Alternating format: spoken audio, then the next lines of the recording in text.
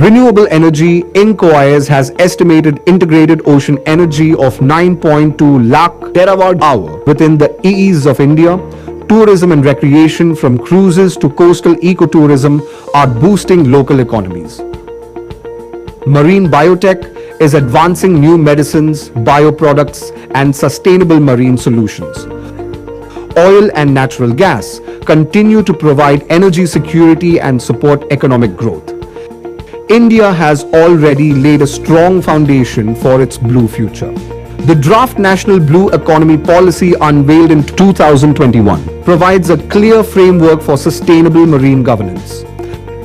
The Samudrayan mission and its manned submersible Matsya 6000 will soon enable India to explore depths of 6,000 meters, joining an elite group of nations. The Sahav portal is revolutionizing access to ocean data for science and governance. And marine spatial planning pilots in Puducherry and Lakshadweep are showing how ocean use can balance ecology with economy. India would be providing science and innovation based solutions for the world for the implementation of Goal 14. The journey has only begun. Looking ahead, India will commission a modern desalination plant in Lakshadweep, securing water for island communities, signing off the BBNG agreement, safeguarding marine biodiversity in areas beyond national jurisdiction. Advanced ocean accounting, measuring the economic, social, and environmental value of ocean resources for better policy decisions. And carry forward the momentum of India's G20 presidency, where oceans and sustainability were placed firmly on the global agenda. With greater investments, stronger partnerships, and cutting-edge technology, India is ready to lead the world in sustainable ocean stewardship. The blue economy is not just an opportunity, it is our responsibility. Together, let us protect, harness, and regenerate our oceans. Let India be the lighthouse guiding the world towards a resilient and prosperous oceanic future. The ocean connects us all. Let's ensure it sustains us all. India invites the world to partner in this new wave of progress for our shared blue future. ESTIC 2025, the Emerging Science, Technology and Innovation Conclave. Imagine, innovate and inspire for Viksit Bharat 2047.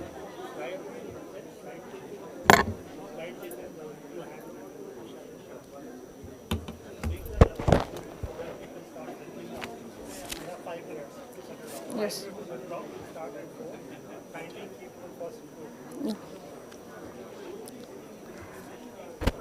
Good afternoon, ladies and gentlemen. I request everybody please seated in. We have 5 minutes more to start the session. I request the first row of the middle row can be kept empty, so that our session speakers can, after completing their session, they can come and sit down.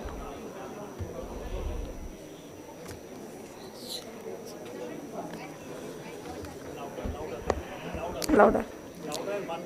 Achha, okay.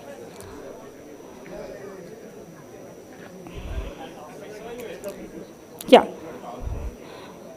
Kind attention, ladies and gentlemen.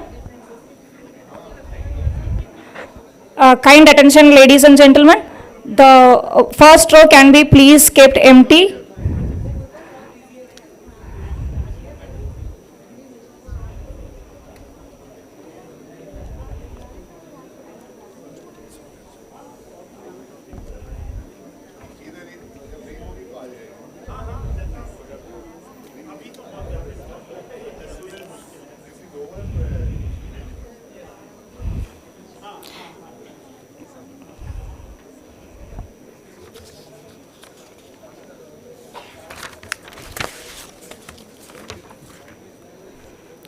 Can you please play the video?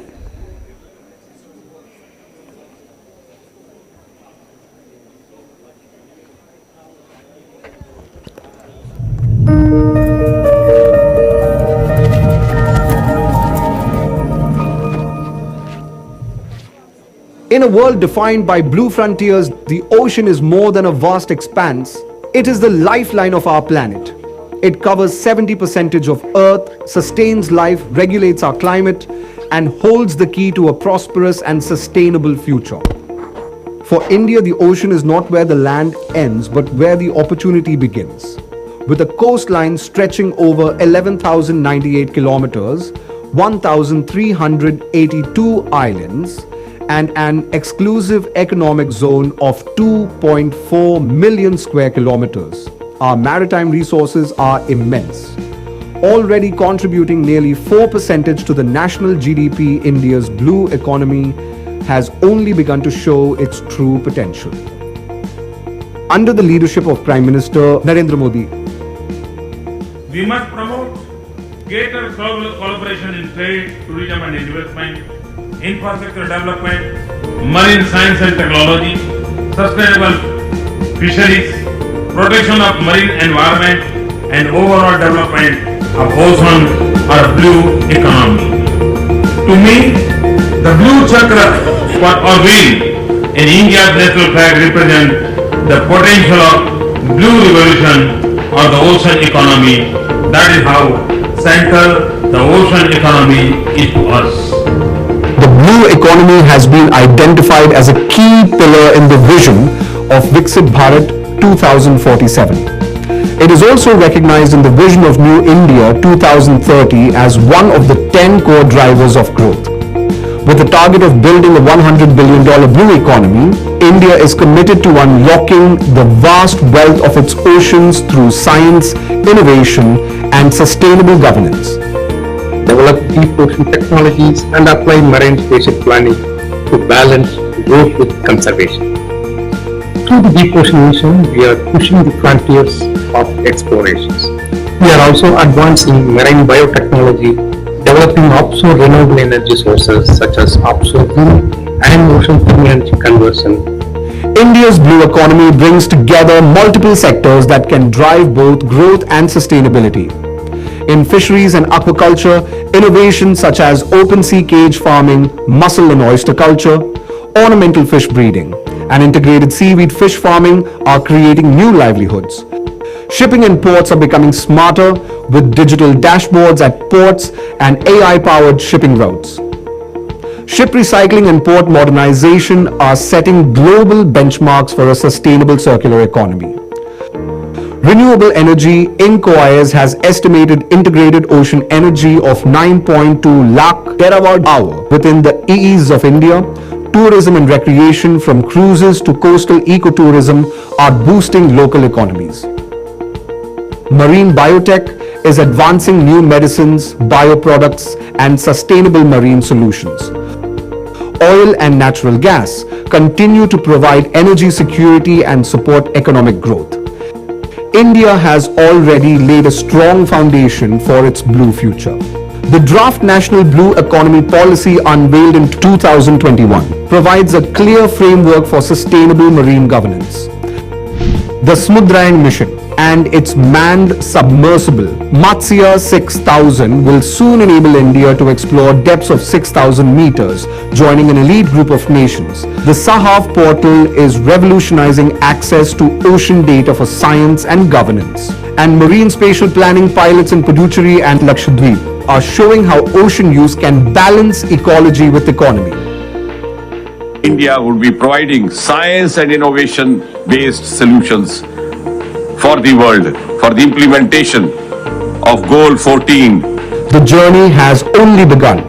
Looking ahead, India will commission a modern desalination plant in Lakshadweep, securing water for island communities, signing off the BBNG agreement, safeguarding marine biodiversity in areas beyond national jurisdiction, advanced ocean accounting, measuring the economic, social, and environmental value of ocean resources for better policy decisions, and carry forward the momentum of India's G20 presidency, where oceans and sustainability were placed firmly on the global agenda. With greater investments, stronger partnerships, and cutting-edge technology, India is ready to lead the world in sustainable ocean stewardship. The blue economy is not just an opportunity, it is our responsibility.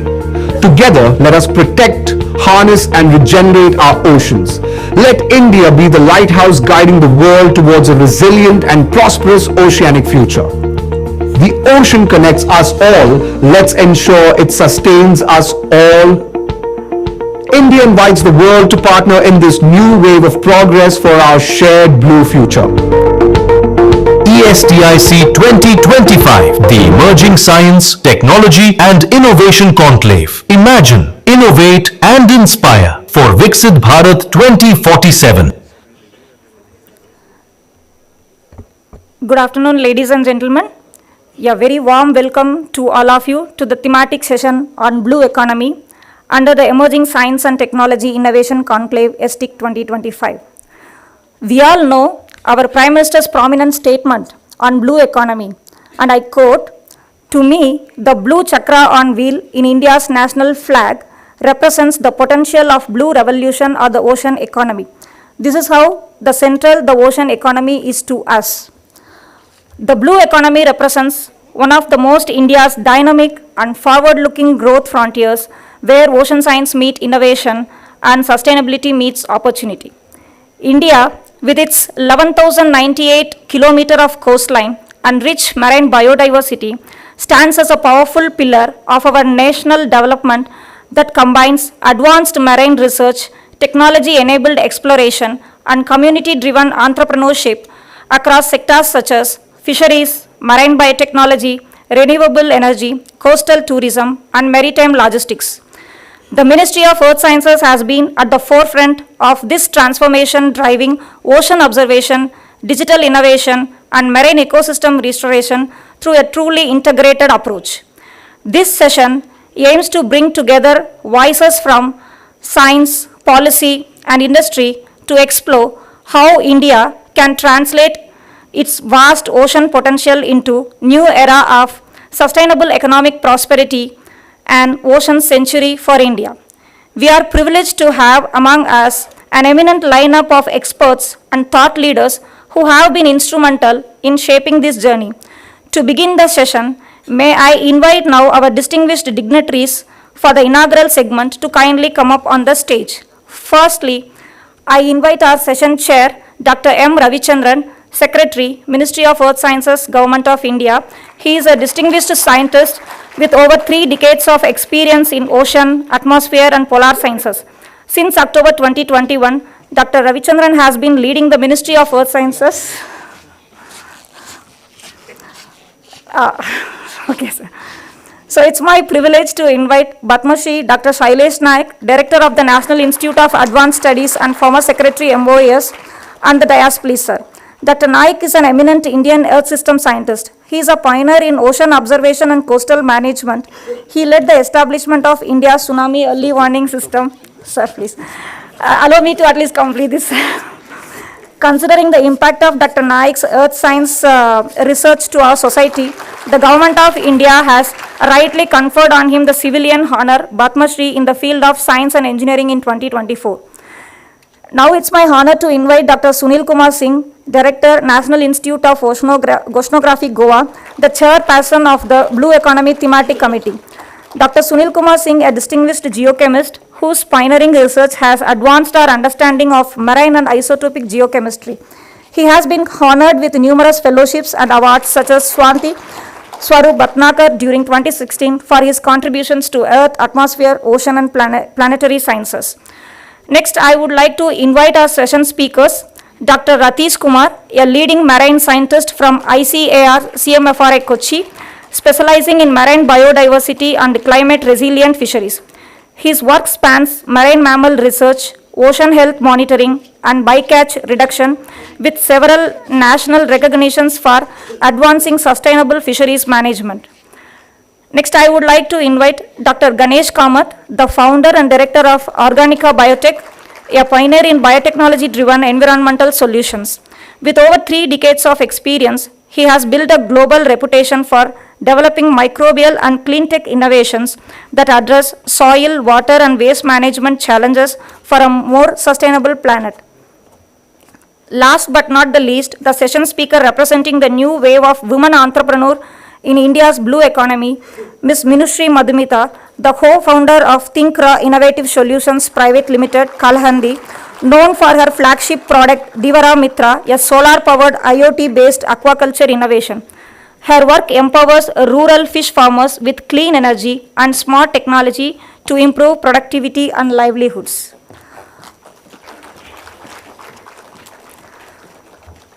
To open today's proceedings and set the vision for this thematic session, may I invite Dr. M. Ravichandran, Secretary, Ministry of Earth Sciences, to deliver the opening remarks. Thank you, sir.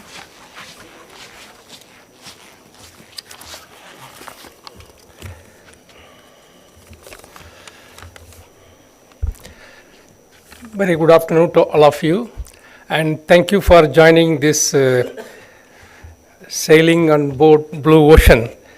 Very good afternoon, distinguished participants, scientists, innovators, and industry representative. It is a great pleasure to be here as part of this important ST 2025, where we are going to discuss about the blue economy. This is an important platform that exemplifies, of course, India's commitment to scientific curiosity as well as innovation and discovery. As we aim for the Viksit Bharat 2047, each one of us, we need to contribute to the growth journey of the country. For that, the Ministry of Earth Sciences too, we plan to have vision for 2047. Under that, one of the vision is the blue economy. Under that, how we can contribute to the national growth journey. So for that, we have planned many significant programs, as well as we stride in establishing various programs and innovative techniques and technology and other things. Of course, we realize the full potential of the blue economy.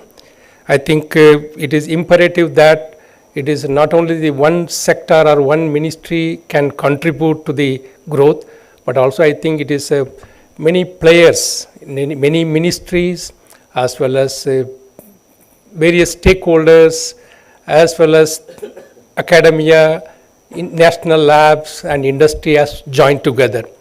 Because this is one area where it is the investment are high in the ocean sector, and also the risks are very high. Of course, it's obviously once the risk as well as the investment are high, and it is also will provide substantial rewards. So I think we need to work towards that. So that is why it is very difficult. Still, it has not taken up very big leap in this blue economy growth. And I think we need to have some more and more ideas, innovative way of thinking, how we can harness the resources in sustainably, because it is having a lot of waves of opportunity. You have many opportunities are available, but at the same time, it is also bundled with a lot of challenges. Of course, the challenges not only climatic stress, like what are various cyclone as well as various processes, it is a challenge how to mitigate and other thing, but also man-made stress also it is happening in the ocean, like plastics or oil leaks or many other things. So we need to counter the challenges as well as they harness the resources. So that is what we need to navigate sustainably for the growth journey of our nation. When I talk about blue economy, always it is comes into my mind that I am sure that the next, actually the ocean is the next frontier we need to harness. In 2047, you name it, any of the computing storage or energy resources required or protein requirement from the fish or seaweed, or you can take fresh water, everything we have to depend on the ocean. I am sure that in 2047, the quantum computer will be sitting in seabed and you will produce the energy from the deep ocean, and it will be a big ecosystem will be there in the ocean, and there itself you produce the water, and also you have a protein rich place, and also we have to think about how do we go for deep sea fisheries. That will be a reality because now the deep sea fisheries are infant, especially in India. I think that is another area we need to do that. Collectively, if we put everything together, Of course, after all, we are working for 5 themes. I always tell that energy, water, and also food, and then health. These all the 4. Health means health of the ecosystem as well as the health of the human being. All these 4 things only we will be working towards under the changing climate scenario. So we will be only working on climate, food, water, energy, and health. I think all these 5 aspects we will be depending on the ocean. So I think only thing is we need to have a innovative thinking and more ideas. You take it any stream, either biotechnology or energy or protein or anything you take it, the ocean is the source. Only thing is we need to have a more and more innovative ideas. So I came here only to just get some ideas from all of you. What are the innovative ideas we can think about to harness the ocean resources sustainably so that we can try to implement as much as possible. If any of you not able to provide the ideas or any other comments, suggestions in order to take forward the blue economy to the next level, I think you can always send a mail. We will be happy to look at it very seriously and try to implement as soon as possible. Thank you once again, the panelists, for coming, and all of you for coming and for attending this blue economy. And I am looking forward everyone's input and ideas for the growth journey of nation of our country in terms of blue growth. Thank you very much.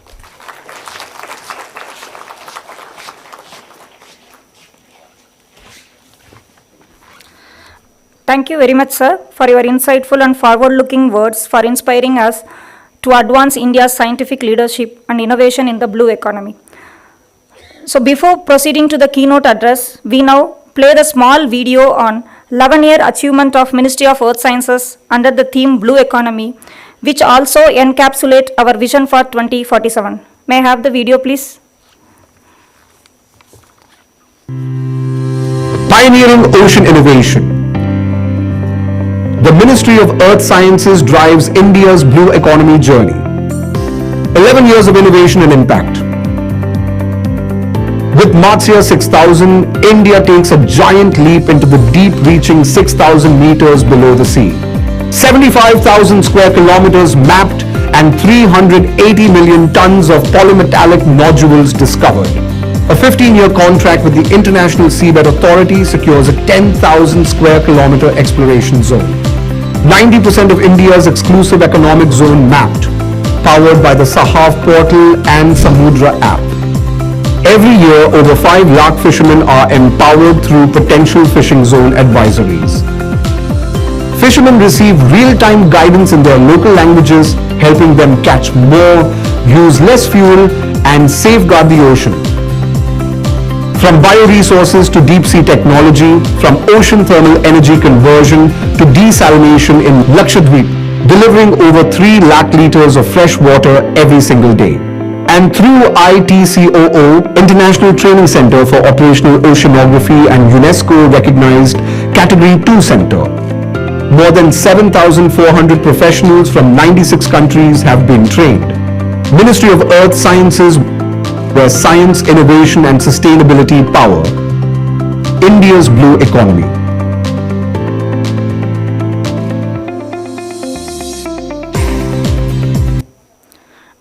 Thank you for watching the video. It's now my honor to invite our keynote speaker, Padma Shri Dr. Shailesh Naik, Director, NIAS, Bengaluru, to share his perspectives on science, innovation and the future of India's blue economy. Sir. Slide control.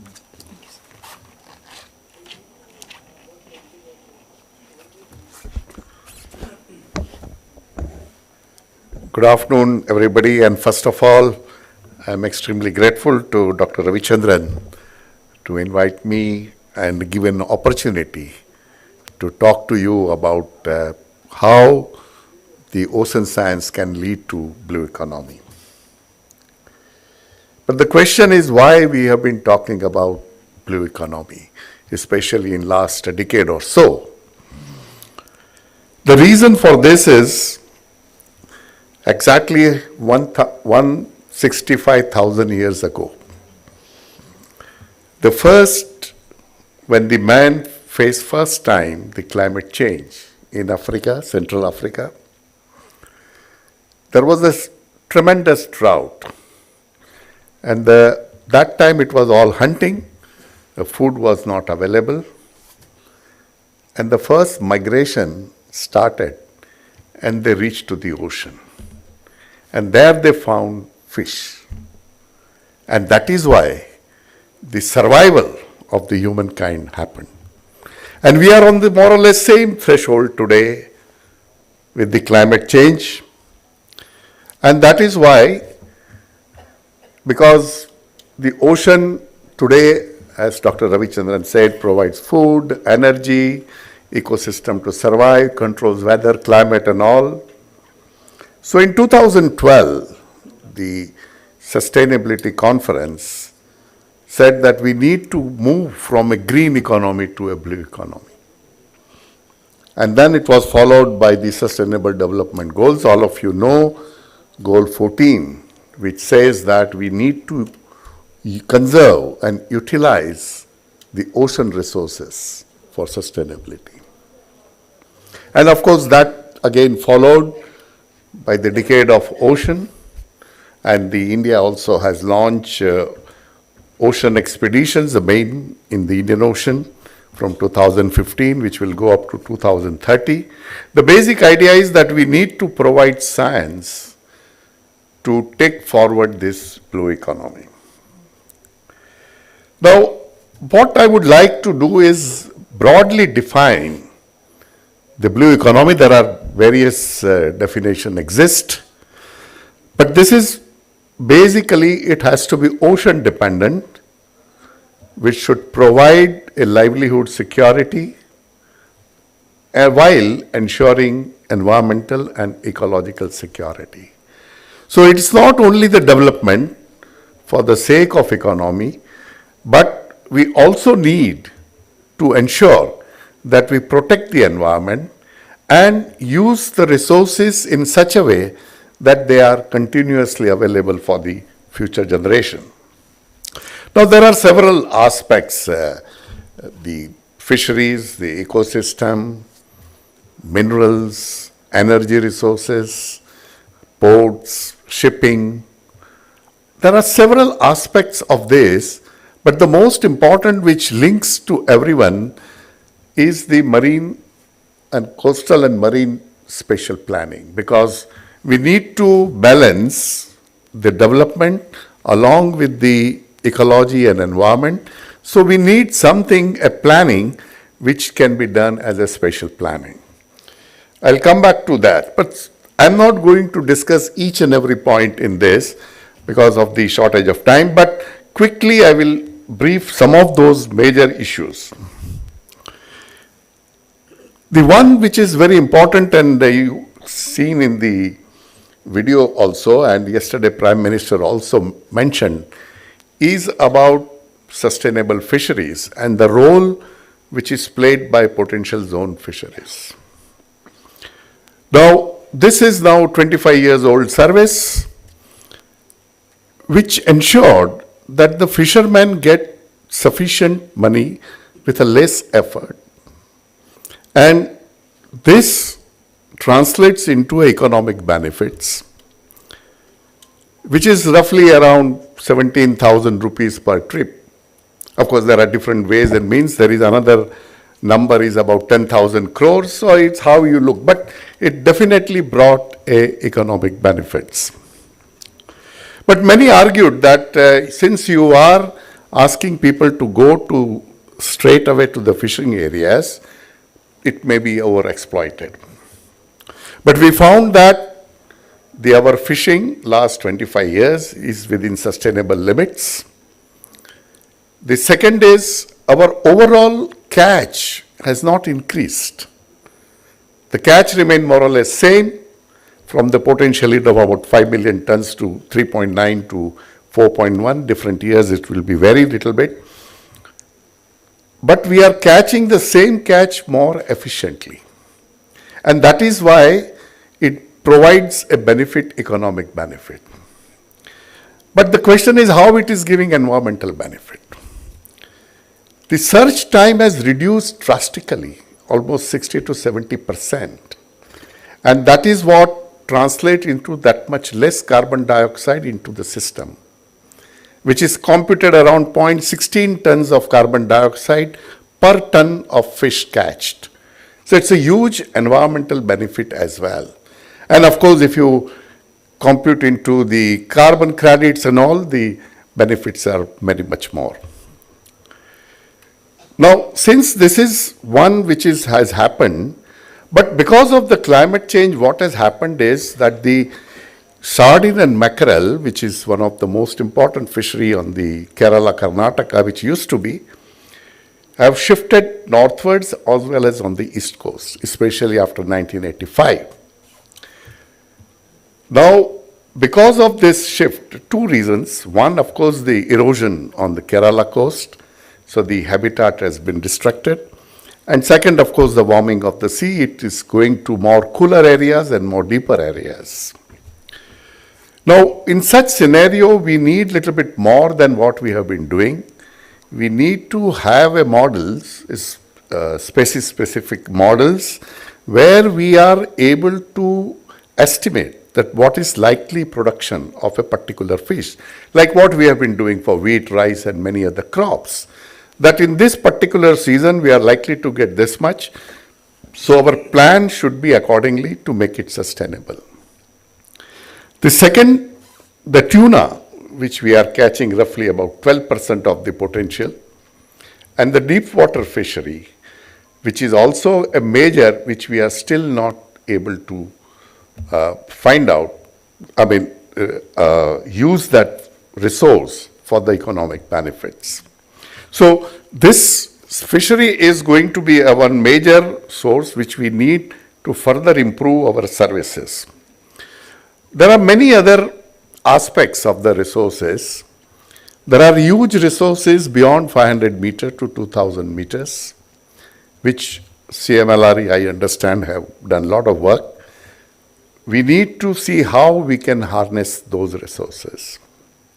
There is one resource is myctophytes, which is non-table fish, but can be used for the aquaculture feed as a huge resource of almost 100 million tons. There are, of course, biomolecules in the vents and many other things. The cage culture experiments done by NIOT in Rameshwaram has been hugely successful. Of course, aquaculture. The ornamental fishery in the Lakshadweep has been also. So there are several areas which we need to address to further improve the income. And especially the ornamental fishery in Lakshadweep is very critical because it is completely led by the women in the Agati Island. And I think we need to upscale this kind of an experiment into many other islands.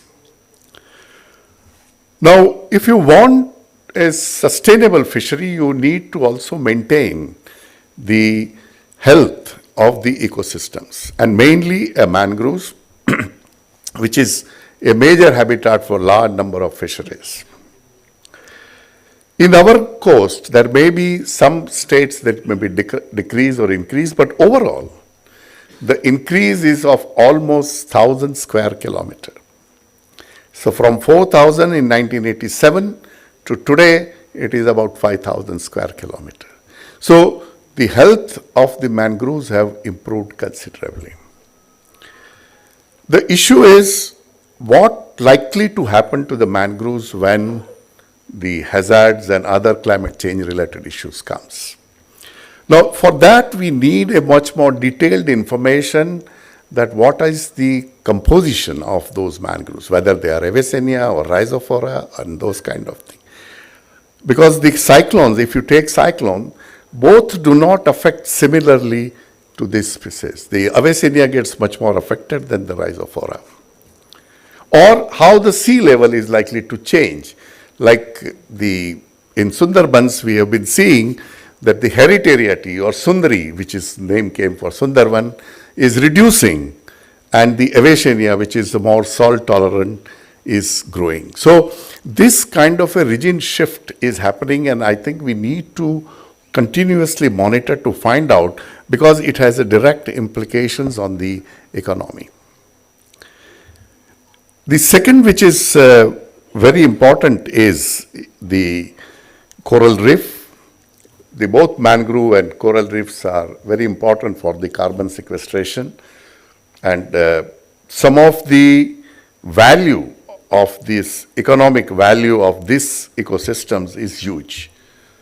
In mangrove, it was almost $3,300 per hectare, which was computed way back in 2000.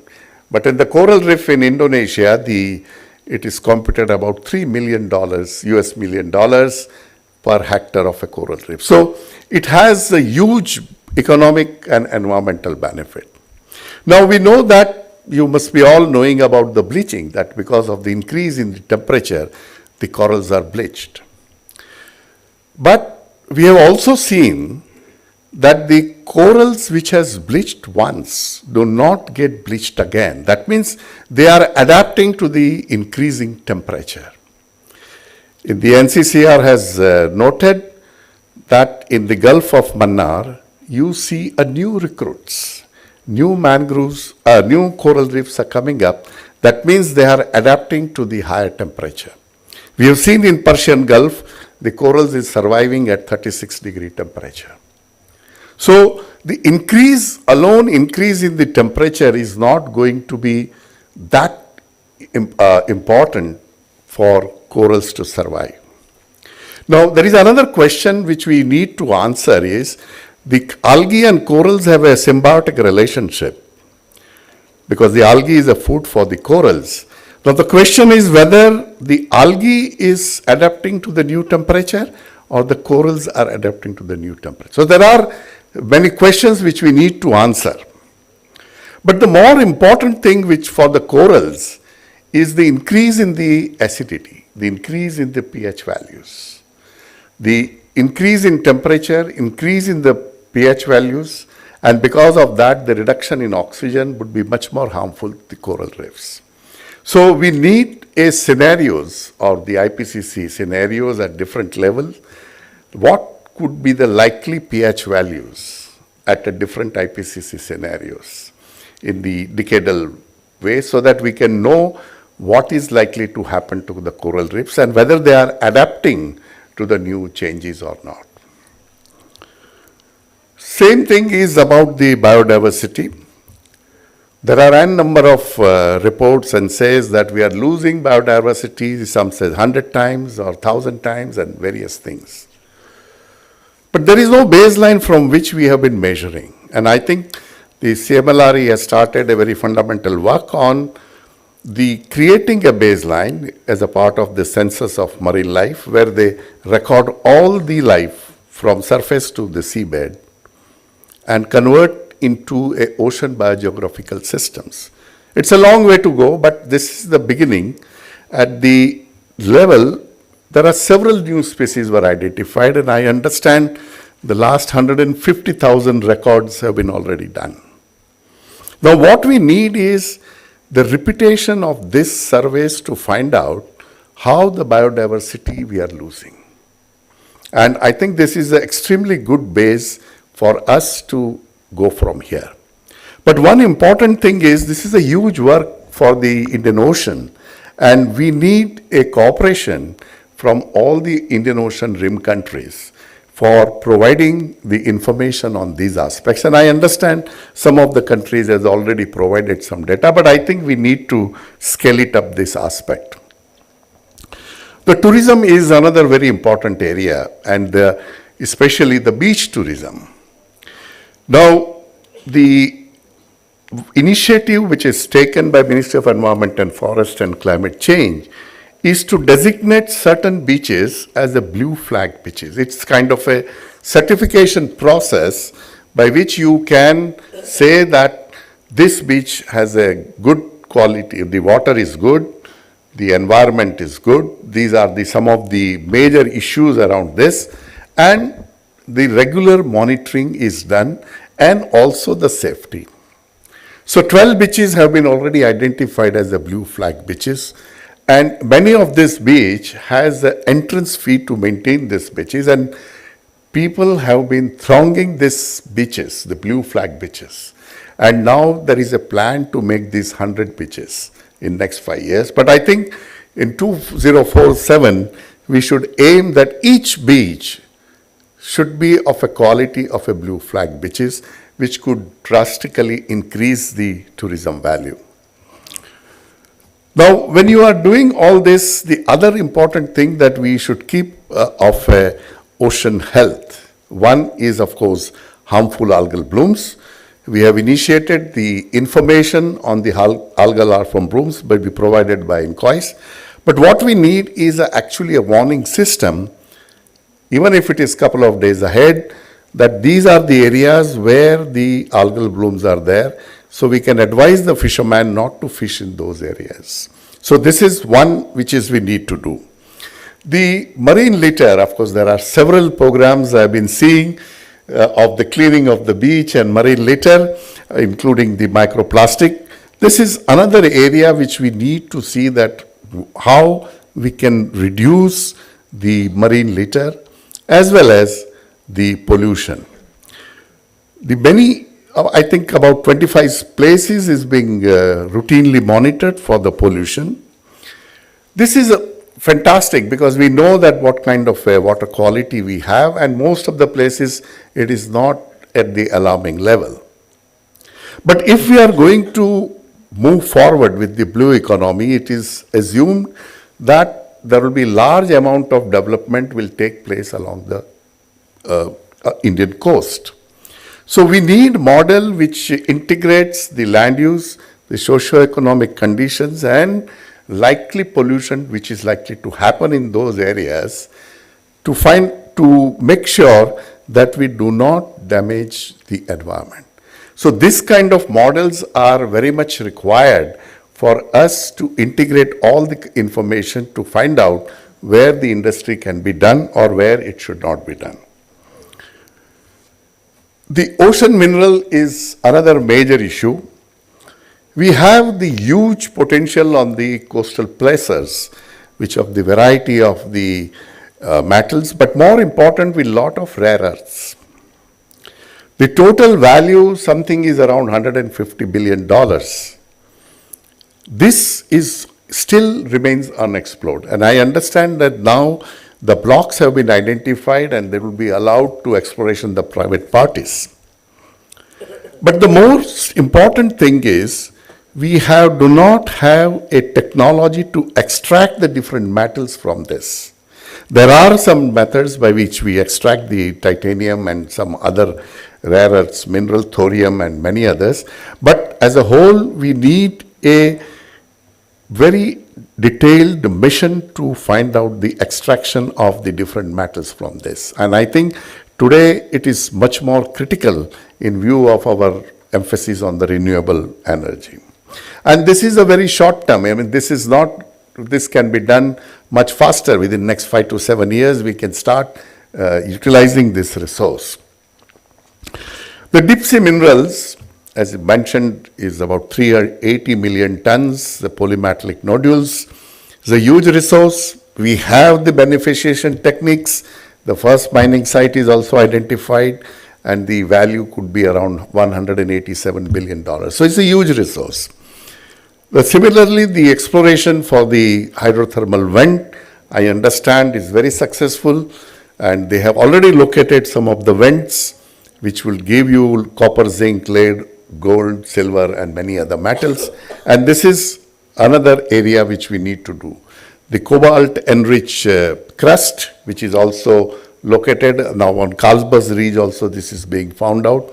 So, but all these resources, we need a mining technology.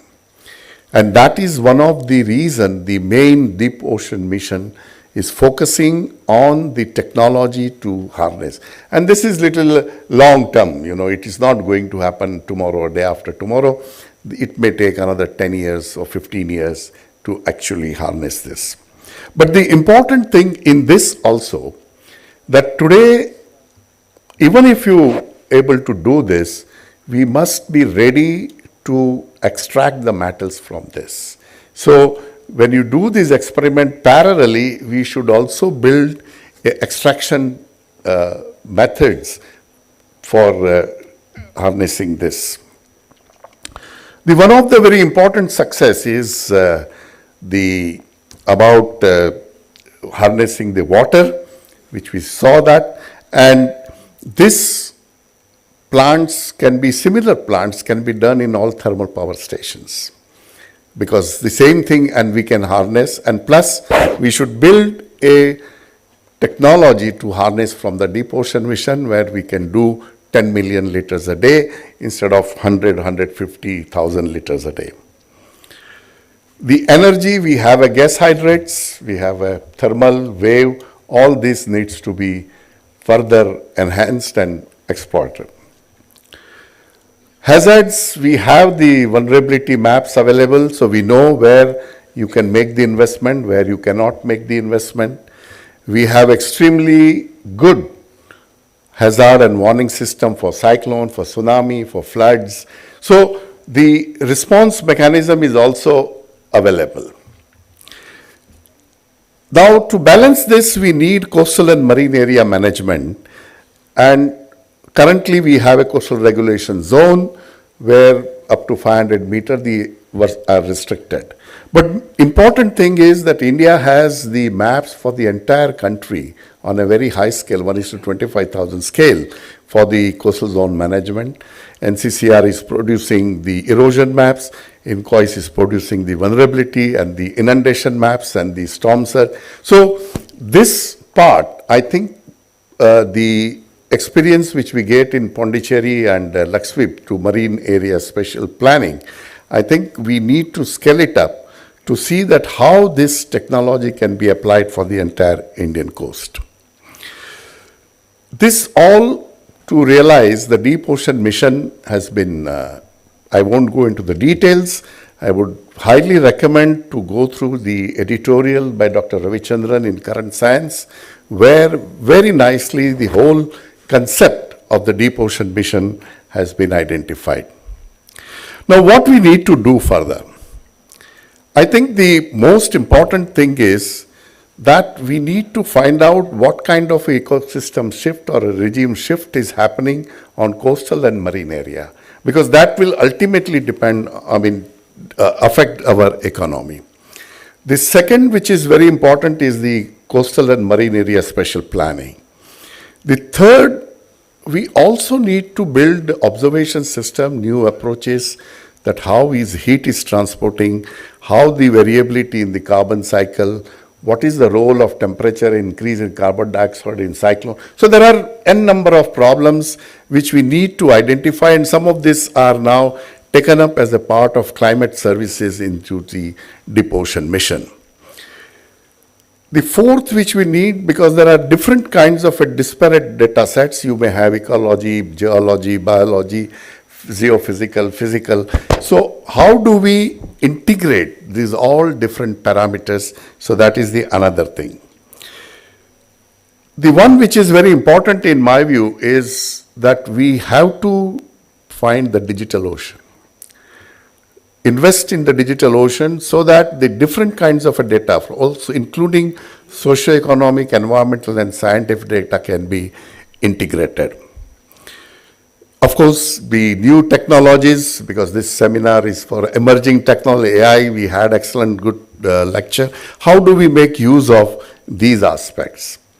But the more important thing is, how do we build the capacity of individuals, institutions, and the regions in this area? So that is one of the very important things. And as Dr. Ravichandran also said, that there are different ministries, more than 7-8 different ministries. Now, what should be the institutional framework which we need to address this issue? And in my view, one of the best instrument could be a Earth System Science Commission, which was originally their Earth Commission. I think if you can again revive that idea of a commission, then it could be done by integrating all this. And I'm sure that if we do this, and the right kind of a stewardship to the ocean will definitely yield dividends which all the generations can come. Thank you very much.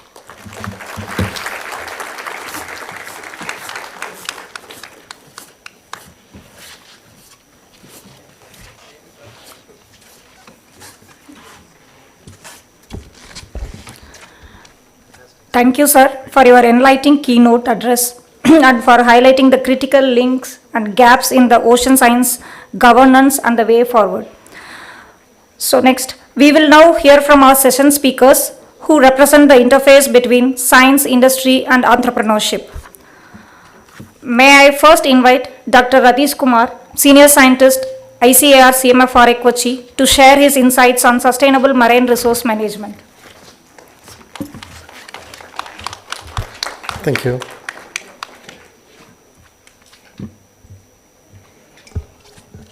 Good afternoon, respected chair, speakers, and other dignitaries. My name is Ratish Kumar Ravindran, and I am representing ICAR CMFRA Central Marine Fisheries Research Institute. And I am going to discuss on the role of fisheries sector in advancing India's blue economy. So we know the relevance of the fisheries sector. We know what is blue economy. So what is more important is to strike a balance between harnessing the ocean wealth and conserving the ocean health. So the importance is it is providing livelihood, it is providing economic benefits, nutrition, food security, and boosting the economy of the nation. And in India, it is supporting the livelihood of more than 30 million people directly. And it is having immense potential. So the sector is identified as a sunrise sector.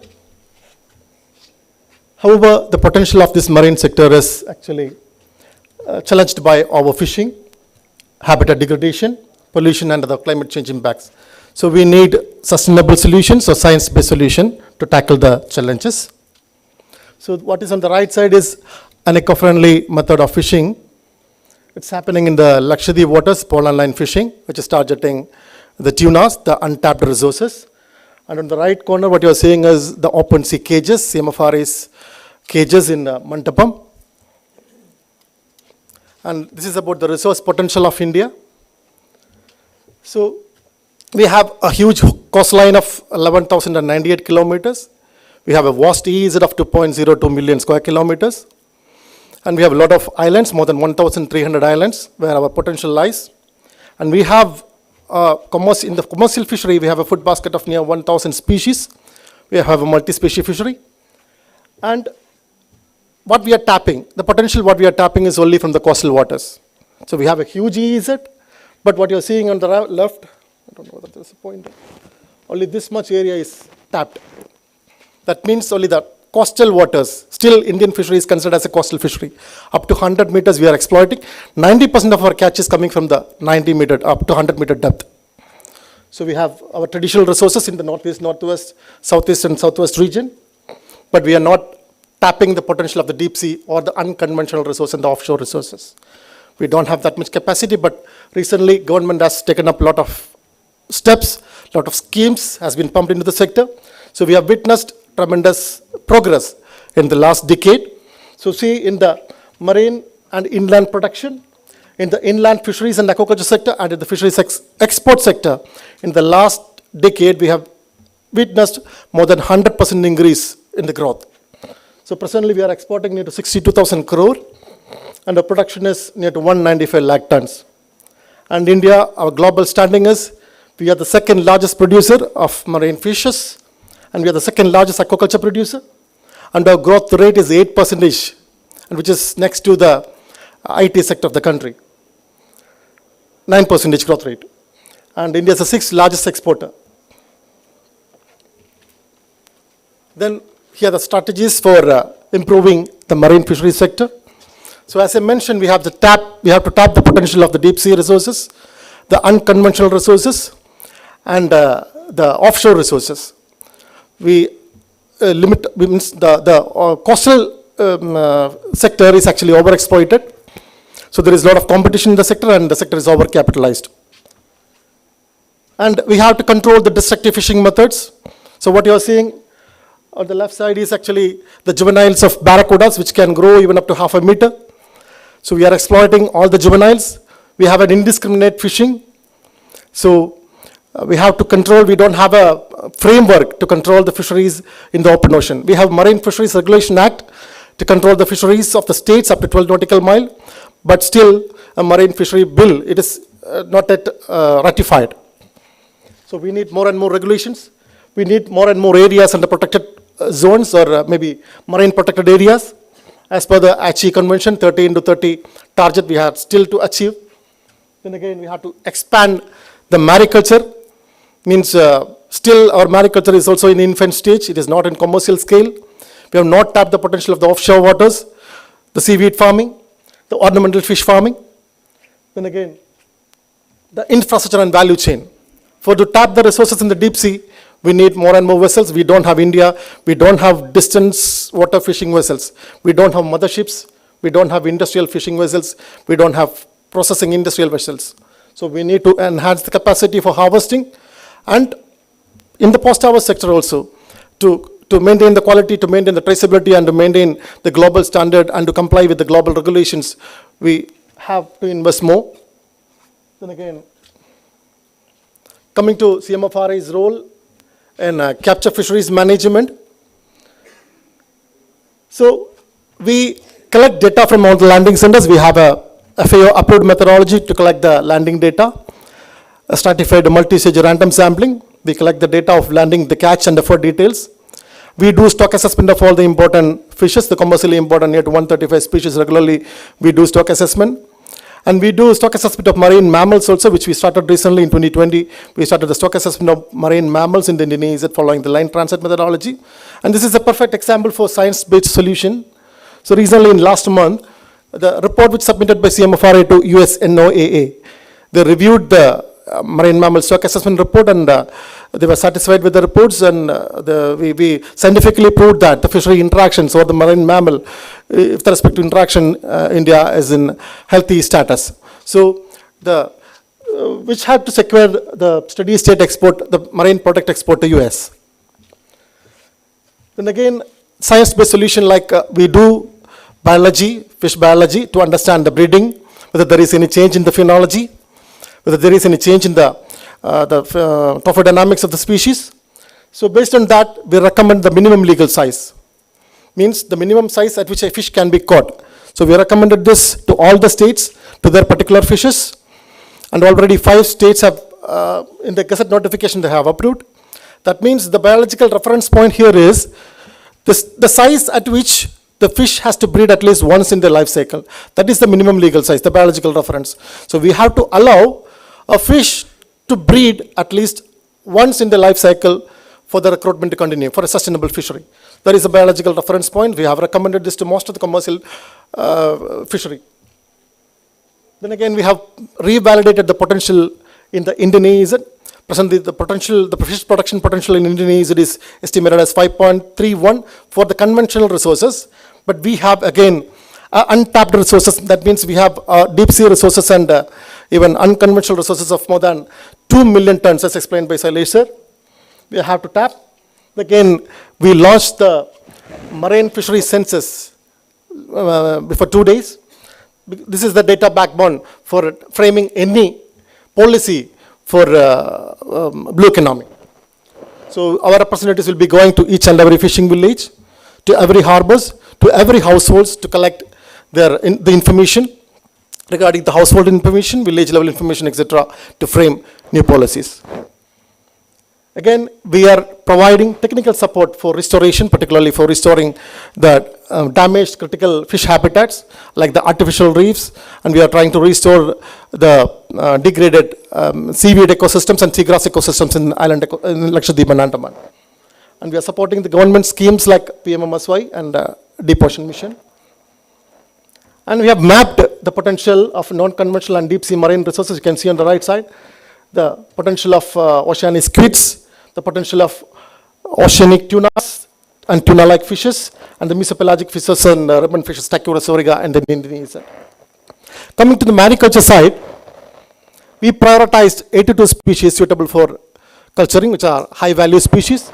Out of the 82 species, we have developed breeding, seed production, and grow technology for 13 marine food fishes. And with the support of Government of India and of DB, we have established brood bank facility for cobia, Rhacus and Roncanadum, and for pompano. And we developed artificial feeds also for this cultured marine fishes. And we standardized several mariculture techniques like the cage culture, the raft culture, the cage culture, especially the GI-based cages and the HDP, high density polyethylene frame cages, the circular cages, the 6-meter diameter cages, and we are doing trial in Visakhapatnam coast for the 15-meter trial cages in the offshore waters. Again, we have mapped the potential of Indian mariculture for establishing the cages for cage culture. It is estimated to have a potential of 2.13 million tons, but presently the current production from the mariculture of India is only 0.124 million tons. So these are few fishes which we have already developed the breeding technology. We are still continuing our breeding trials for new species. Again, coming to the ornamental and seaweed culture side, CMFRA has developed breeding technology for 27 marine ornamental high-value fishes. We already developed the crossbred clones, and also you know the symbiotic association between the clownfishes and the carpet anemones. So we developed the sexual and asexual reproduction methods for the carpet anemones also. And we developed and popularized the IMTA, integrated multi-trophic aquaculture technique, by integrating this cobia or silver pompano together with seaweed, means different trophic level species integrated to increase the efficiency of the culture system and to reduce the waste and to maybe for carbon sequestration also. And we designed this tube net system for expanding the seaweed culture, which can even compete for farming the seaweed in the rough seas. Then again, we have mapped the potential area for seaweed farming in the Indian coast. We can, it is coming to near 24,750 hectares with a production potential of 9.68 million tons.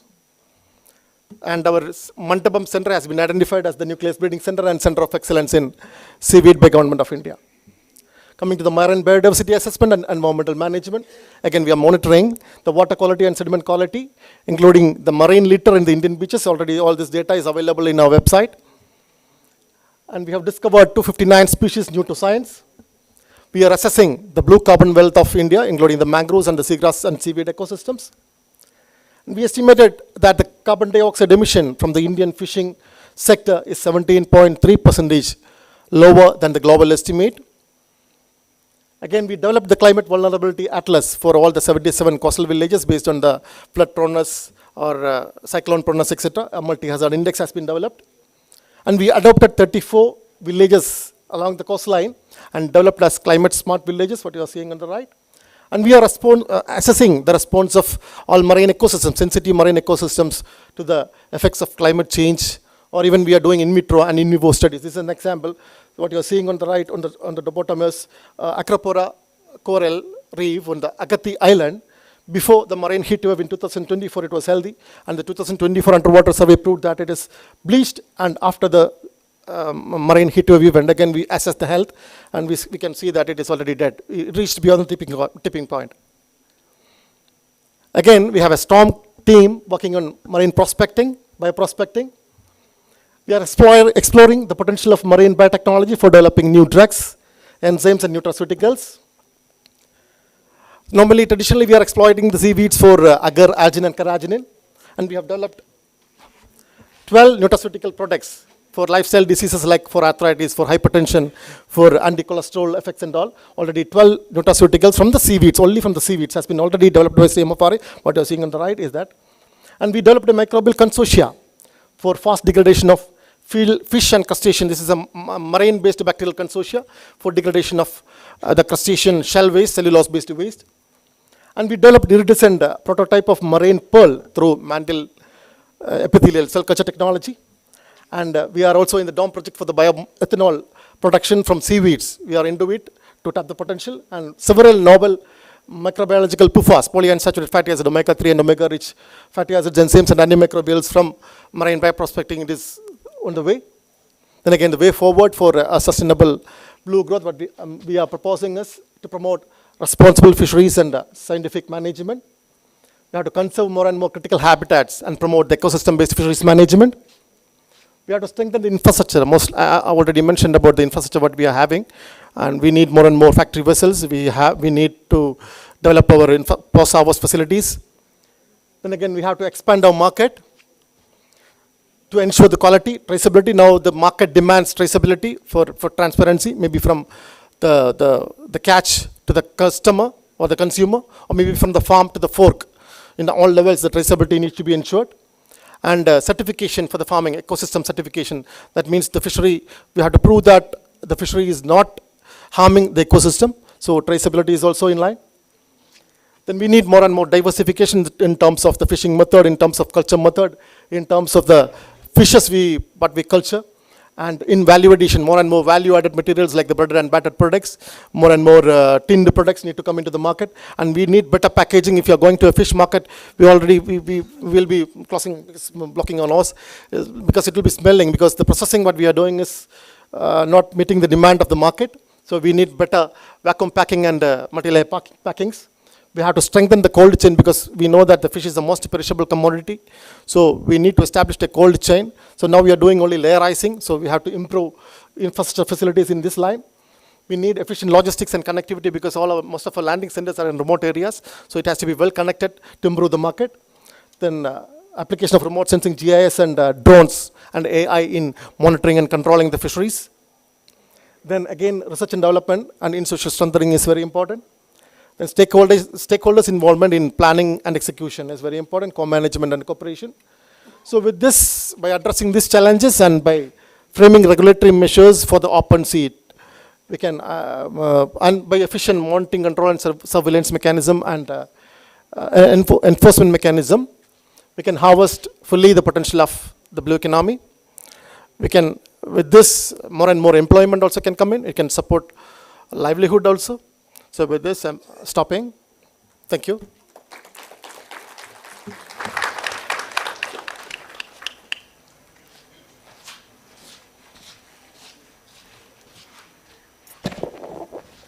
Thank you, sir, for your insightful and way forward presentation in the fisheries sector.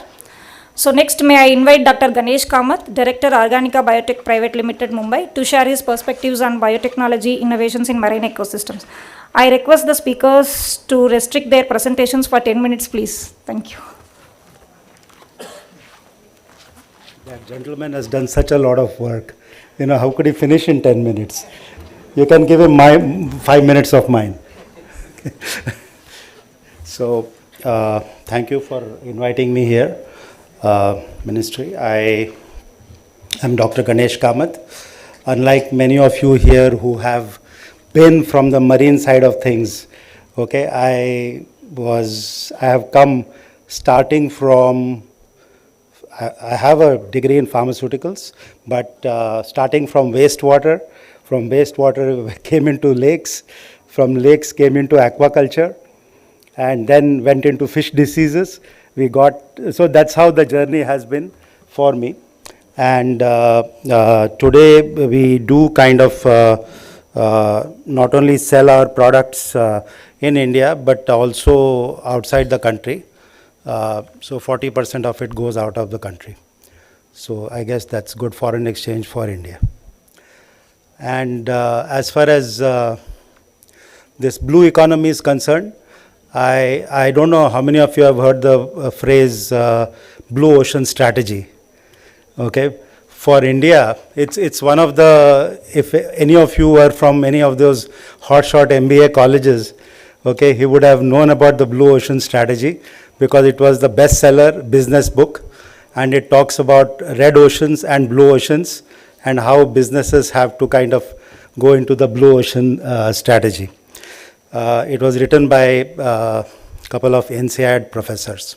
So anyway, for India with this 11,000 kilometer coastline, it is, for India, it is actually a blue ocean strategy for the country as such and for the economy. So,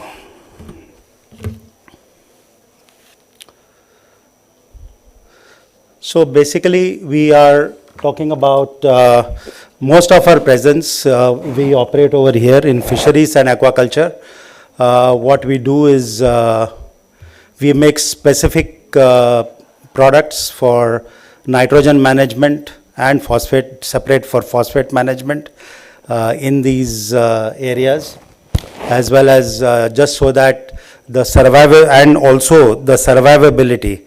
What we do is we use certain genomics, metagenome combinations to improve the survivability of the animal, shrimp or fish. Of course, this is adding about 2 lakh crore. This is just to get a perspective. I think most of what I'm going to say has been already covered by these gentlemen here. So 2 lakh crore which is contributed.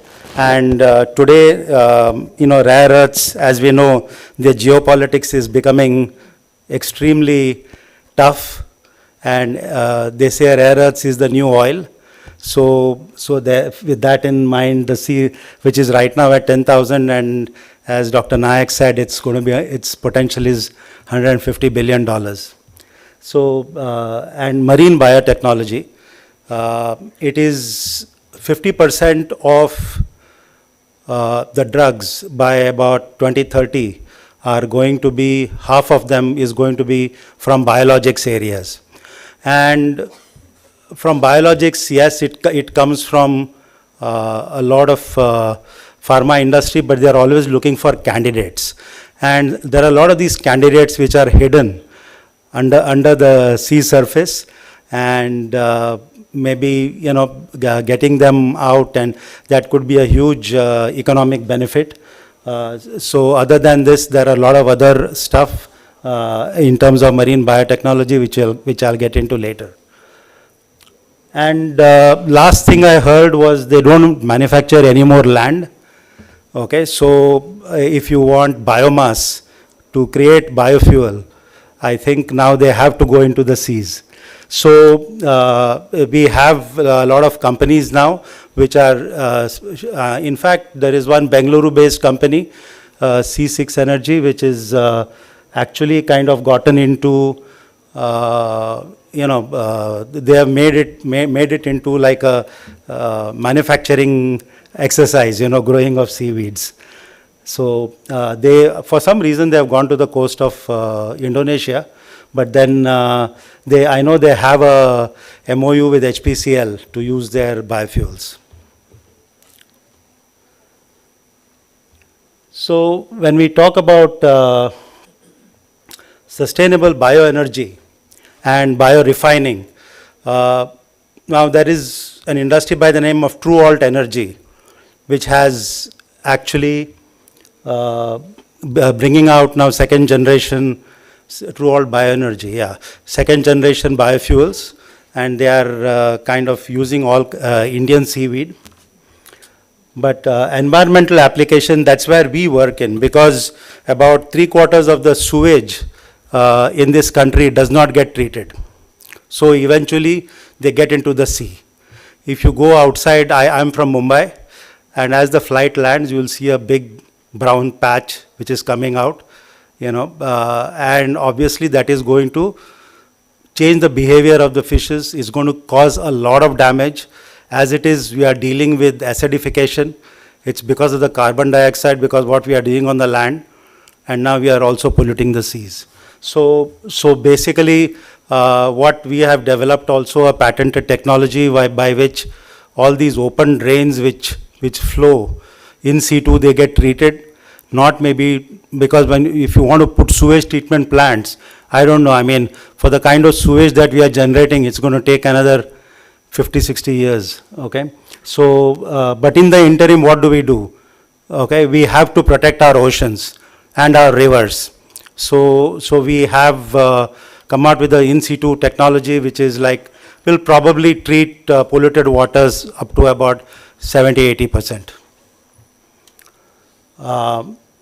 Then, of course, we have I spoke about pharmaceutical and nutraceuticals. We have a company in Chennai, Shanta, which makes algal beta-carotene and also a lot of antioxidants, which it manufactures, and it hopes to kind of get a lot of wealth out of the algal ecosystem. And I'll not get into the social economic impact, because doctor here has gotten into it at great depth. So basically these are some things which we are considering right now, where we are looking at fermented soy meal, because apparently they gave it's an ICAR project by which they feel that the quality of the shrimp is much better with the fermented soy flour. And cyanobacteria is a big problem in a lot of places. Once you get in, there's a lot of toxicity. So to kind of, we are talking to another lab wherein we are looking at cyanobacterial solutions. We also have a marine organism, a protist, which we are scaling up for ICT Mumbai. It is their project, and DBT is funding it, and we are scaling up that protist because it is a fish feed which is very high in PUFA, so which is good for the juvenile neurons as well as the cells, or for cell metabolism. Now, when you come to the future, we did, in bioremediation, one of the bioremediation is before that you have to do a physical cleaning. So now there is a startup which is doing smart autonomous waste collection in Tamil Nadu. They are operating it on the shores of the sea as well as lakes and rivers, where it senses any kind of trash that is in the water, and it picks it up. It's kind of smart, but then it was not a smart thing to throw it in the first place, I guess. So, and then you had this smart seaweed biorefineries, a company called Aqua Agri, which is actually taking a lot of value materials like hydrocolloids and such, which will actually kind of value-added materials are being taken from these algae. And blockchain, again, it is there are 300 startups which are actually getting trying to use blockchain technology to kind of go from catch to consumer. Marine biomining, it's a tough one. I know NIIT is working on this. I really don't know how they do it, because it sounds very tough to me, because where you actually have biomining of certain specific metals or metal ions from the seabed. And marine derived functional materials is actually very exciting, wherein you can actually look at different types of materials.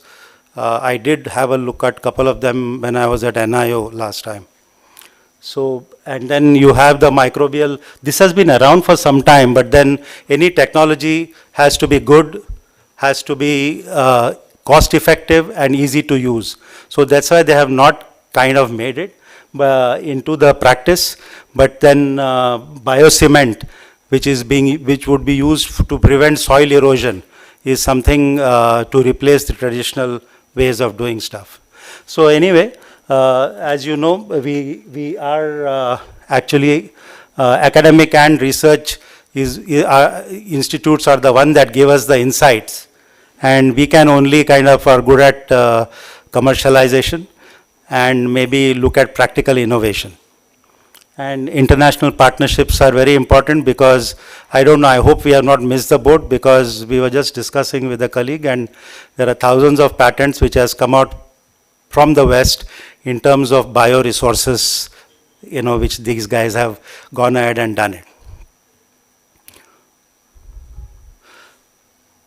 She says 1 more minute, so let me wind up. So investments into research, it's pretty much the government agencies which are investing right now. No VC, no industry, nobody is investing in marine biotech because of the high risk And there are gaps in commercialization because less than 5% of the projects actually kind of have got commercialized. And there are, of course, knowledge dissemination barriers because it doesn't trickle down to the last bottom of the pyramid fisherman, you know, and I mean, it does not get benefit of the, it's an unequal benefit because it doesn't benefit from the marine research and all the supply chain management.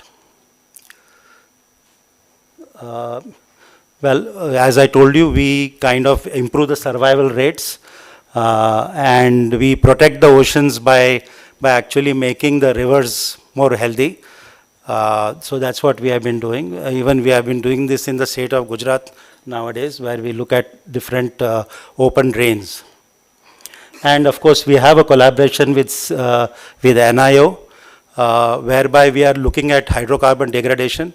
We have done projects outside in Kuwait and also worked with an Iraqi university for this, where I know the people were surprised when I say Iraq University. So Iraq University, where we look at hydrocarbon remediation because it's a big problem over there, and we are looking for candidates which are more efficient. This is our pretty much the impact. You know, we have an impactometer which sits in our office every time. So this is from that. Thank you very much.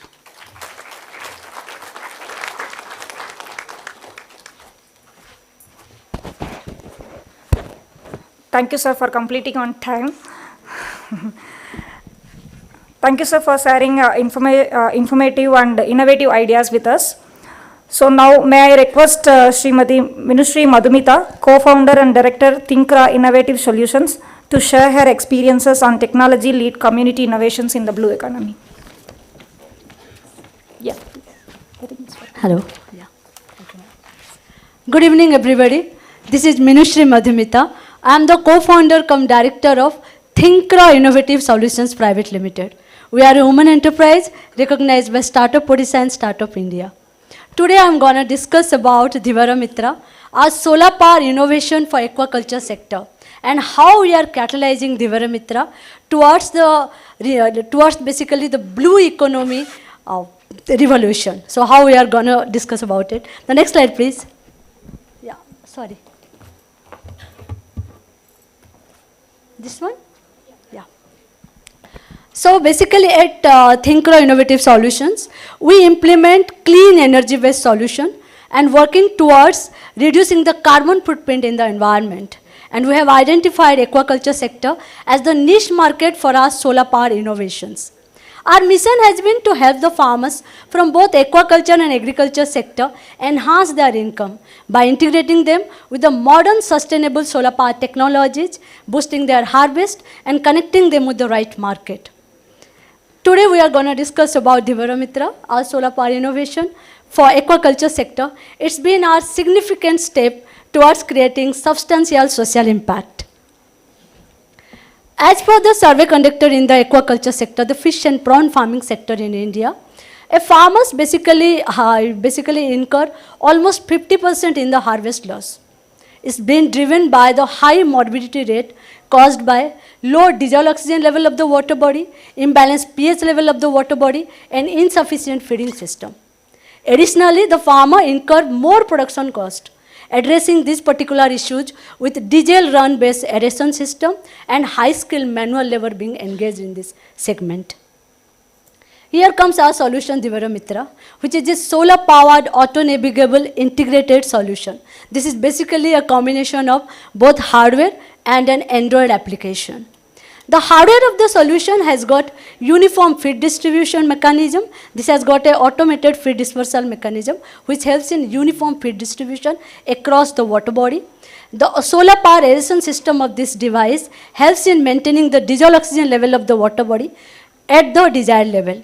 And the chemical dispersal mechanism of this device basically helps in maintaining the pH level of the water body within the requisite range. Additionally, the Android application keeps on giving the data about the dissolved oxygen level and pH level of the water body all through the day. So, and it also auto triggers the machines to start and sends out the alarm to the concerned farmer whenever the solution comes across any discrepancy or any imbalance in the DO and pH level. And of course, it also enables, this application also basically enables an integrate and forward and backward integration for the farmer out there. This is how Dhivara Mitra has been helping in maintaining the right ecosystem for fish and prawn farming. Our business model involves both direct and indirect sales. We are looking at selling our product directly to the individual farmers, fish-based farmer-producer companies, fish and prawn-based export houses, and of course the resellers present in aquaculture sector. Additionally, we are also looking at generating revenue from maintenance, application subscription, and training. FPOs, basically fish and prawn-based farmer-producer companies and individual farmers have been our focused market segment. We are reaching out to these identified different market segments of aquaculture sector through social media and many other business networking groups. And of course, particularly for the farmers and farmer producer groups, we are reaching out to them through government subsidy schemes and CSR funding support. As for the Fishery Department of Government of India's data available in the internet, there has been more than 135 lakh hectare farming is engaged with aquaculture sector in India, out of which 1.17 lakh of hectare farming involves only inland and backwater farming. That's the focus area for Dhivara Mitra today for us. We are proposing 1 unit of Dhivara Mitra per 1 acre of area for prawn farming and for fish farming, and 2 units of Dhivara Mitra per 1 acre area for prawn farming, because prawn farming needs more diesel oxygen level to be maintained, a concentrated diesel oxygen level. So that's why the sum for our product reaches more than 6,400 CR across India. And of course, the positive news is also there. There has been a 40% steady annual increase in aqua farming across India since the year 2016.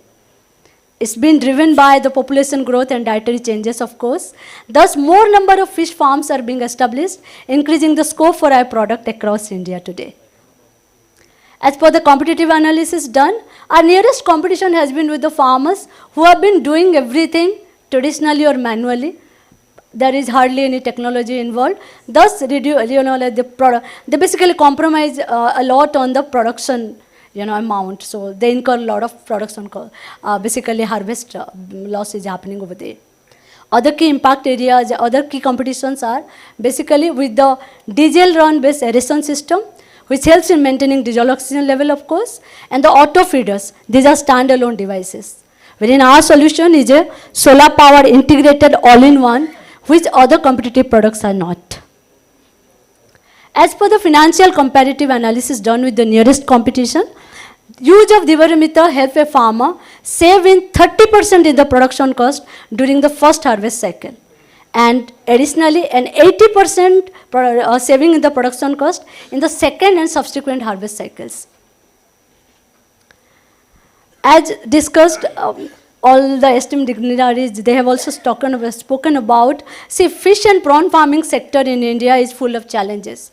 And these challenges basically keeps the women intervention in this segment away from it. There is hardly any women intervention.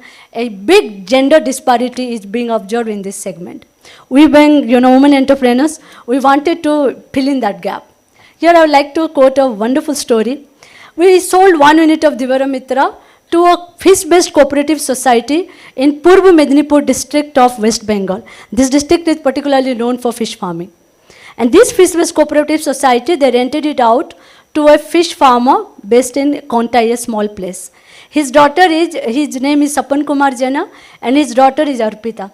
Arpita took so much of interest in knowing about the intricacies and the use of Dhivara Mitra that we gave her the product training. Now she has taken the whole responsibility of running Dhivara Mitra in their fish pond. This is how we are empowering women and impacting lives positively with our product. Additionally, yes, as this is basically with Dhivara Mitra, we are replacing a 5 HP diesel run aerator erection, this motor basically. So with the use of Divaramitra, there has been 30 to 40% reduction in carbon footprint. The auto feed dispersal mechanism helps in reducing the feed wastage. So that's also 20 to 30%. Of course, because this is an auto-navigable solution, so it reduces the dependency on high-skilled manual labor. So it's been 40 to 50% reduction in manual labor being used. And of course, all in all, so as a whole, Divaramitra helps in 20 to 30% increase in the harvest for a fish and prawn farmer. We have already impacted more than 6,400 lives positively through creating new job opportunities, empowering the female self-help group members, and supporting the farmer beneficiaries, of course the farmer beneficiary, both female and male, from various farmer producer companies. We have received many awards and accolades both at national and international level. We have been granted with 3 patents on this product, in this solution Divaramitra. We have also been validated by College of Fisheries, Odisha University of Agriculture Technology, and our product is today empaneled under many government subsidy schemes. Thank you very much. Sorry. If you can run the video, please. So this is the video basically. We sold 5 units to a NABARD supported FPO when he gave a presentation to the CGM NABARD Odisha. He took so much of interest, then of course under his guidance, we sold 5 units to a Basta Farmer Producer Company, an FPC, fish-based FPC based out of Baleswar district of Odisha. So this is the video we have done there. This fish-based farmer producer company is having more than 300 farmer beneficiaries, farmer members. So they have basically rented it out to their farmers only. So they earn a monthly rental on this. So this is how the business for them is being sustainable. So this is the video. Thank you very much.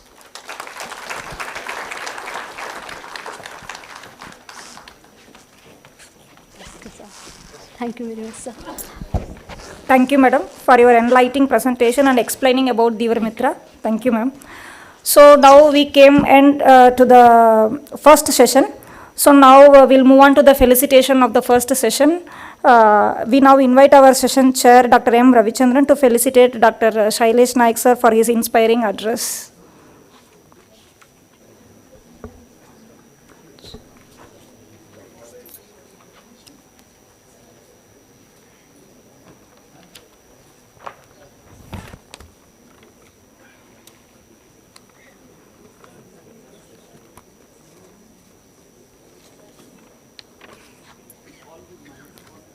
Yeah, can you please bring?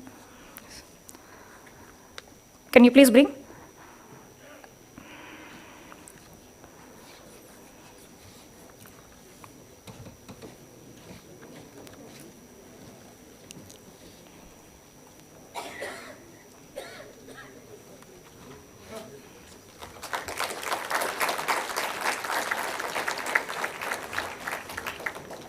I request Dr. M. Ravichandran to felicitate our speakers, Dr. Ratish Kumar,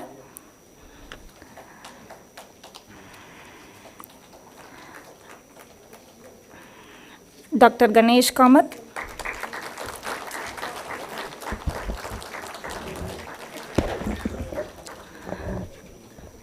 Srimati Ministry Madhumita for their inspiring addresses.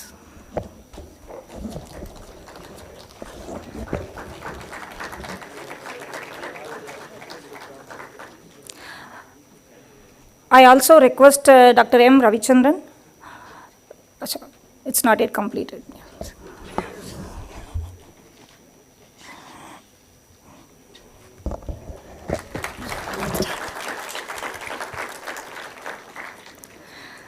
Sir, I request you to felicitate our Blue Economy Thematic Session Chairperson, Dr. Sunil Kumar Singh, Director NIO.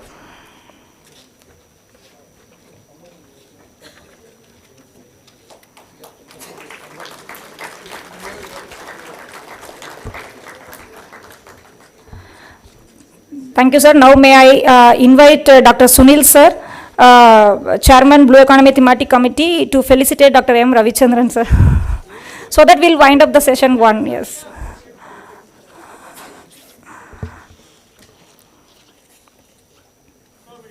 Sir, please wait. Please wait, sir, yes. No, sir, a photo will be this. Yes. So one group photo, please.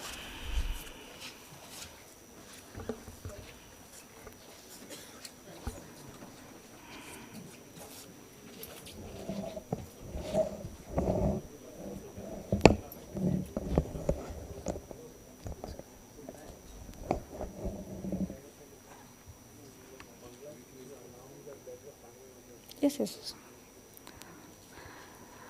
So now we'll move to the next session, panel discussion. Before that, I thank all the speakers for your very informative talks and yes, sir. Oh, sir, please take this. Thank you, sir. So for the upcoming panel discussion on the emerging science and technology pathways for the blue economy, may I now invite our moderator and panelists to kindly come up on stage. So this session will be moderated by Dr. Balakrishnan Nair, Director of INCOIS, a pioneering oceanographer who has led the development of India's real-time ocean observation, forecasting and early warning systems. His work continues to shape operational and translational oceanography and service delivery for blue economy stakeholders across India and the Indian Ocean. Thank you, sir. I now invite Ambassador Rajiv Bhatia, sir, an eminent diplomat and thought leader in India's vision, India's foreign policy and blue economy discourse, a former ambassador to Myanmar, Mexico, and High Commissioner to Kenya and South Africa. He now chairs FICCI's task force on blue economy and continues to advance strategic ocean partnerships and maritime diplomacy. Now I invite Dr. Sheshagiri Raghukumar, Managing Director of Mycotech Private Limited, Donapala, Goa. On stage, please. Dr. Sheshagiri Raghukumar, a marine biotechnologist with deep expertise in ocean-derived innovation. He leads pioneering work in sustainable marine bioproducts and biotechnology-based climate solutions. I now invite Mr. Miraj Mohanty, a climate entrepreneur and MD of Core Carbonex Solutions, one of India's leading carbon management firms with nearly 2 decades of experience in climate finance and sustainability advisory. He has played a key role in shaping carbon markets and supporting national level decarbonization projects across various sectors. Finally, I would like to invite Captain Abul Kalam Azad, brings over 3 decades of seafaring and maritime governance experience as nautical advisor and principal officer, Mercantile Marine Department, Mumbai. He has been central to reforms in e-governance, ship registration and certification of seafarers and represents India at several IMO forums on maritime safety and regulation. With that, I now hand over to our moderator, Dr. Balakrishnan Nair, to lead the discussion and engage with our esteemed panelists. Thank you, sir.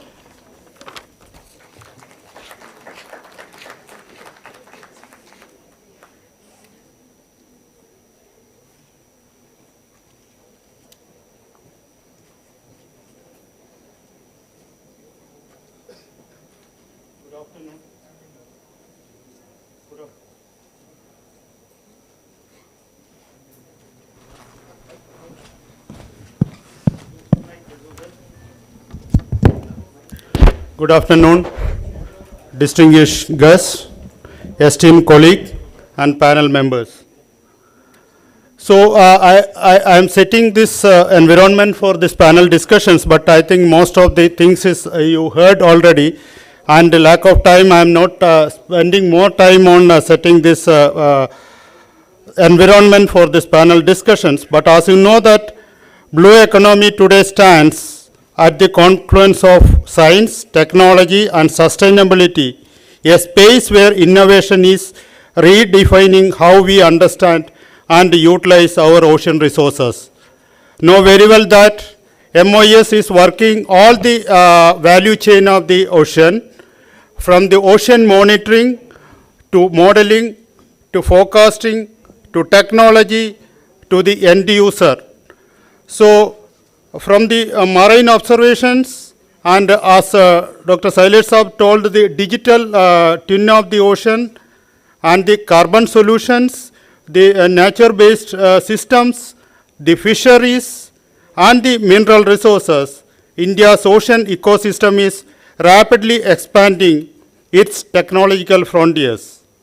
The Ministry of Sciences is playing a pivotal role in the transformation through its integrated ocean observation networks, early warning systems, and productive analytics that support both scientific research and livelihood for millions. You heard about that, many of the things. But when we move towards Vikasit Bharat, the next step is to scale these innovations to deployable, action-oriented, and cross-sectoral solutions linking ocean science with clean energy, climate resilience, ocean carbon, and maritime industry growth.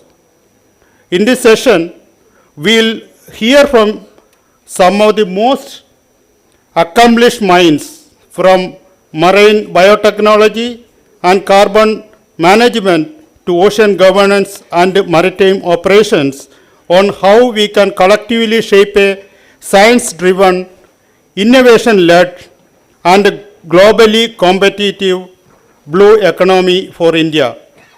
So I'm very happy that most of panelists are I know personally for many years and working with the Ministry of Earth Sciences for its improve the products and utilize and improve the products and services. Let us start the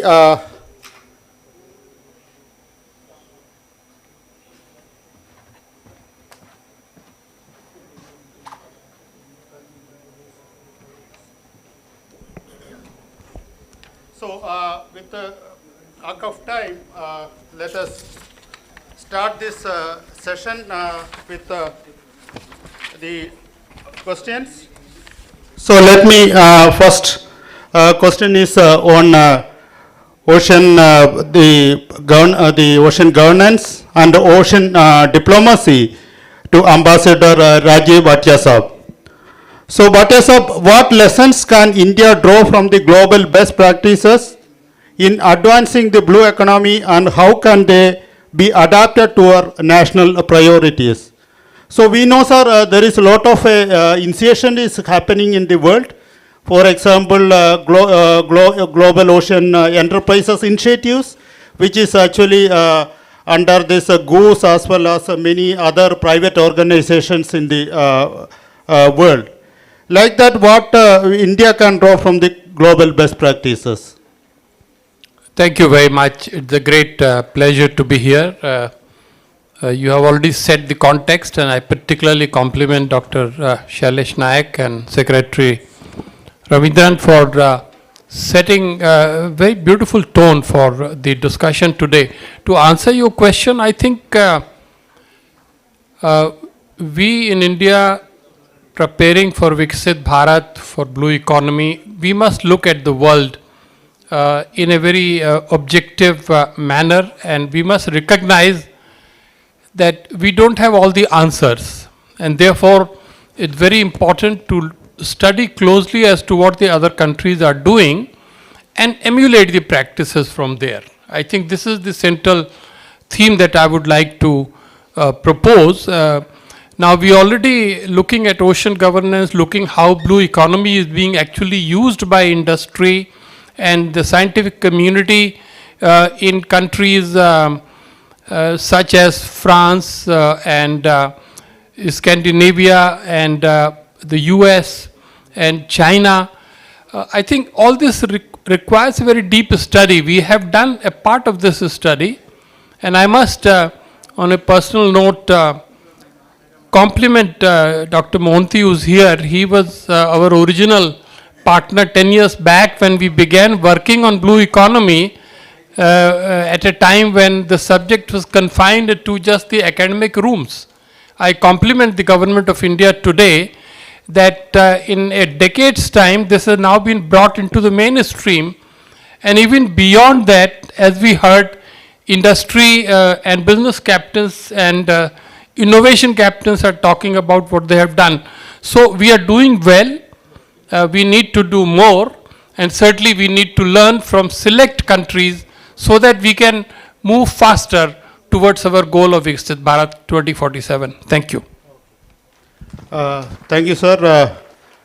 Next question is Dr. Raghu Kumar.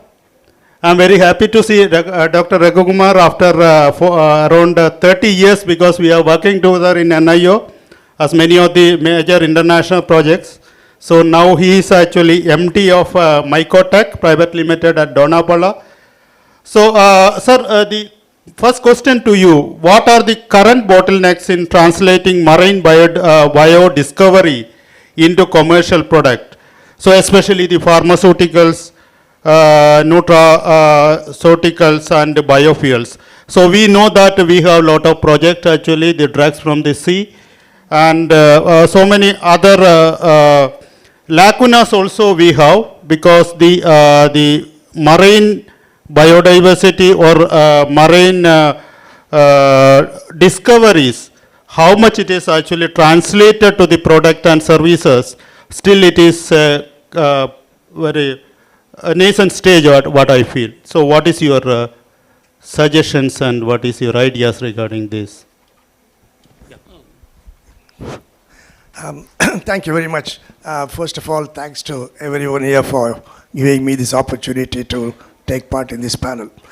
The biggest bottleneck, I would say, is that our ignorance itself about the marine, the oceans and the marine diversity. Our ignorance itself is the biggest bottleneck, because, like someone said, we know less about the oceans than what we know about the moon. So that's quite true. Yeah, we know quite a bit about the coastal oceans, but there's much more than the coastal oceans. And when you want to explore the oceans, it calls for deep science.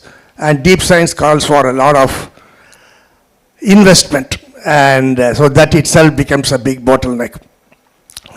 For example, some very, very big companies like BASF and DuPont, they now, I understand, have patented about 5,000 gene sequences from the ocean. They have the capability. And so it calls for that kind of an investment when you want to look at the ocean. That becomes a bottleneck. So one way of overcoming this, in my opinion, is to establish a very good academia industry relationship. This has been talked about very, very often since yesterday. The academia has certain strengths, the industries have certain strengths, and to bring them together is going to be the trust that the industry has towards academia, and this is going to be a very important aspect. And another big bottleneck is the access to very interesting ecosystems in the ocean. For example, NIO and NIOT have access to the deep ocean. And if you want to really do something like what BASF and DuPont have done, it will be good to establish a metagenomic library of the samples that are brought from the deep sea or from various ecosystems, which is accessible to both other academic institutions as well as the industries for scouting for unique genes. So the access to interesting hotspots of diversity is itself a major bottleneck. And one more thing I would like to stress upon is that very often a bottleneck, when a project is given to either the academic institution or the industry by DBT, for example, I have experienced this myself. I wish there would be a good coordination between the ministries. For example, if we have had projects of going to mangroves and collecting samples for targeting specific microorganisms for polyunsaturated fatty acids. And then when you go, the forest department says, sorry, I don't care if the DBT has given you permission, forestry department hasn't given you permission. And it becomes very difficult to get permission from so a good coordination between the ministries will also overcome the other bottleneck. There are some more, but probably we could take it up as time goes by. Thank you. Thank you, Dr. Raghukumar. And next question is Dr. Neeraj Mohanty. He is MD and CEO of Core Carbon X Solutions Private Limited, Hyderabad. So, Dr. Mohanty, how can carbon finance and blue carbon market create incentives for conserving ecosystems such as mangroves and seagrasses while supporting India's climate commitments? Thank you very much, sir, for inviting me to these sessions. As you know, blue carbon or the organic carbon that is being stored and or recovered and stored in the ocean and coastal ecosystem, including the seagrass, tidal marshes and mangroves, have a great potentials. If you can see, look into the seagrass, it has a potential of almost 35 times more faster carbon sequestration than the tropical rainforest. Mangrove have also the similar potentials, almost 4 times much more carbon sequestration potential per hectare of the areas in comparison to a terrestrial forest. So we see there is a great amount of potentials, but when you look into that one, the area that is being covered under this coastal ecosystem, under the mangrove or seagrass, it's very minimal. Today seagrass almost in the coastal ecosystem, in the sink wise, it is almost covering 10 to 18% of the carbon sink, but the area wise it is almost less than 0.1 percentage of the total area. Same way as mangrove also have the potential. Today almost ocean ecosystem is capturing around almost 30 billion ton of CO2, and that is huge. That is equivalent to that global ecosystem. If you can look into the kind of emissions we are emitting, around 80% of the emission is being stored under the coastal ecosystem.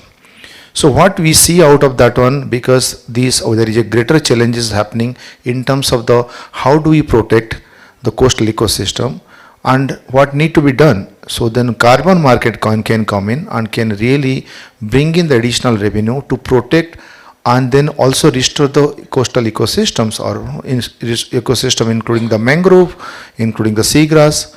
In addition to that one also, there is a new component is coming up. In addition to carbon credits, there is also biodiversity credits. It's very early stage, but we see more and more focus is happening also towards the biodiversity credits. So today if you see the 50% of the almost coastal sediments carbon is from these mangrove, seagrass, and it has tremendous potentials. There is a potential almost 11,000 kilometer we have a coastal ecosystem. Out of that one, the estimation says almost 7,500 have a potential of mangrove restorations, new plantations, that kind of opportunity we do have. That have a potential around of 700 to 8 million ton of carbon sequestration. And today in the carbon market, these credits are sold at a very high price. Today it is being sold at $30 to $40. That means we do have $1 billion of opportunities there. But when we talk about opportunities, not only money. So the carbon component can bring in also and help in bringing in this climate resilience in the coastal ecosystem. That means we do have number of cyclone now. Can we build up a new kind of nature-based ecosystems where we can have a first level of ecosystem barriers will be there, that will be mangrove, subsequent to that one associate mangroves. So we have seen number of cyclones coming up, and wherever mangroves are there, we see the devastation impact is minimal. So that means we can have a potential of bringing in the $1 billion of opportunity to the Indian carbon market and restore the coastal ecosystem.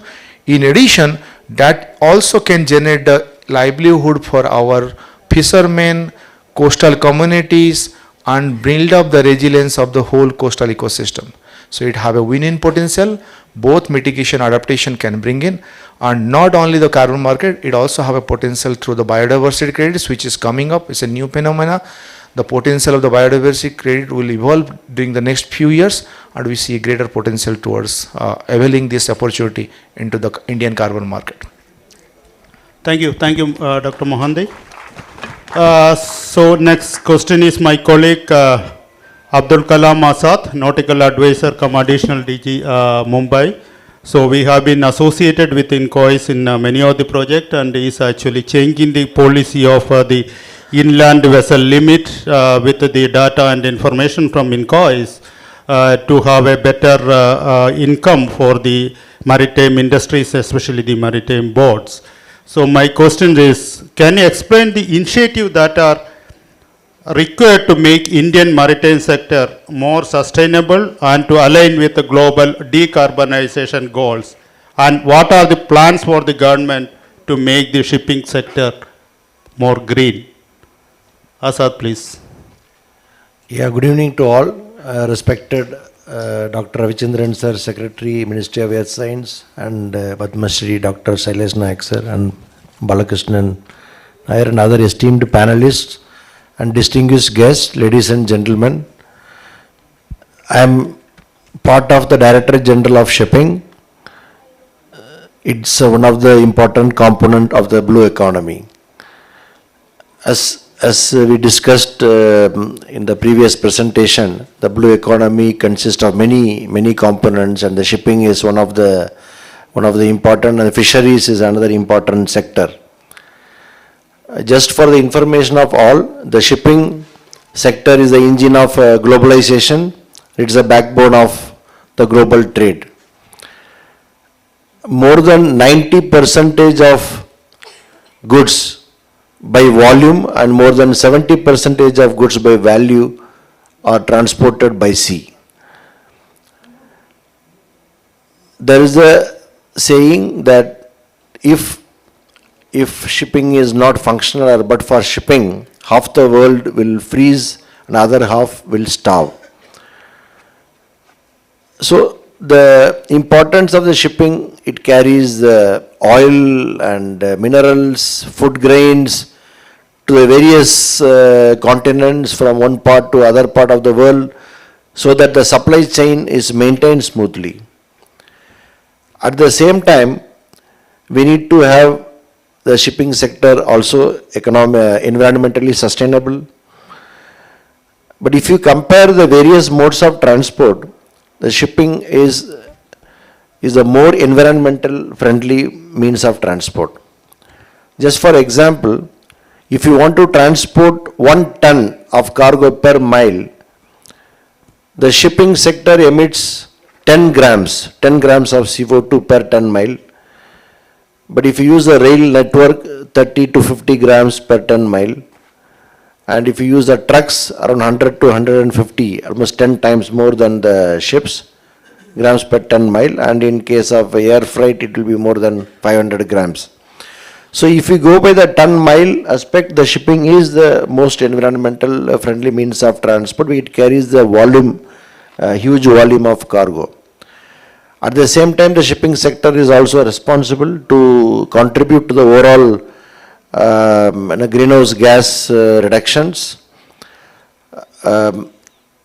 So the shipping sector does not form part of the Paris Agreement because there is a separate organization called International Maritime Organization, which decides how the decarbonization should happen in the shipping industry. The global shipping industry contributes only 3% of the total emissions. So it's minuscule, but that 3% also there is a strategy and there is a clearly defined plans to cut down the emissions. In this aspect, I wanted to tell the audience and the guest here, under the Amrit Kal Vision 2047, the Ministry of Port Shipping and Waterways has clearly defined targets and plan to make the Indian shipping sector safe, sustainable and green. There is a clear plans and policies. There are several initiatives are happening. Under the ministry, there are port sector as well as the shipping sector. There are two broad areas. Under the port sector, there is a specific targets to make at least 14 ports, carbon neutral ports. And we are using more electrification of the equipments used in the harbors. There is something called Green Tug Transition Program, that the crafts which are used in the ports will be like electric vessels. and there is a solar power, green hydrogen and green ammonia is being used. There is a clearly defined plan. So by 2047, so we have a target of reducing 70% of carbon emissions from the coastal ships, by 50% from the ocean going vessel. This is a government target, and there are clear work is being undertaken in this line. At the same time, International Maritime Organization has got a target to bring down, to come to the net zero emission of shipping industry by 2050. So towards that, there is a net zero framework is there. All the ships fuel are being transferred from, currently it is a fuel oil and diesel oil. So there is a phased movement towards the LNG as well as a green methanol and green ammonia, and also hybrid vessels. So this is the latest thing which is happening. So there is a lot of research opportunities in this area, like which will be the future fuel which can drive the global shipping sector. So because any investment in shipping, it will be, the ship must be having life for at least 30 years. So you need to decide now which will be the fuel which can meet the carbon reduction targets. So in that, I request the entire academia and industry to work and help the ministry. And there is a ministry has established National Center of Excellence for green shipping, green ports and shipping. National Center of Excellence has been established. So with the help of National Center of Excellence, other industry, industry partners and the researchers, I'm sure that the target set by the ministry can be achieved smoothly. And lastly, I wanted to say that under the blue economy, our Honorable Prime Minister has repeatedly said, Samudra se Samriddhi. This is a term which is being used very frequently, the prosperity through the ocean. So in this blue economy, I'm sure with the maritime sector, fisheries sector and all the seabed and ocean research, and we should be able to explore the oceans in much better and more sustainable way. Thank you, sir. Thank you, Asadji. So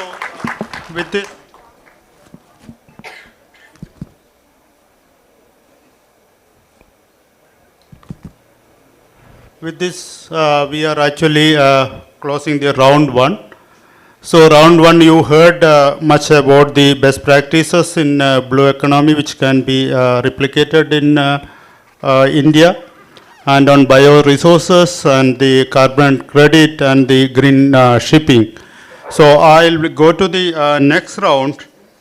Also, we'll start with Ambassador Rajiv Bhatia sir, Chair on FICCI Task Force for Blue Economy and Distinguished Fellow at the Gateway House.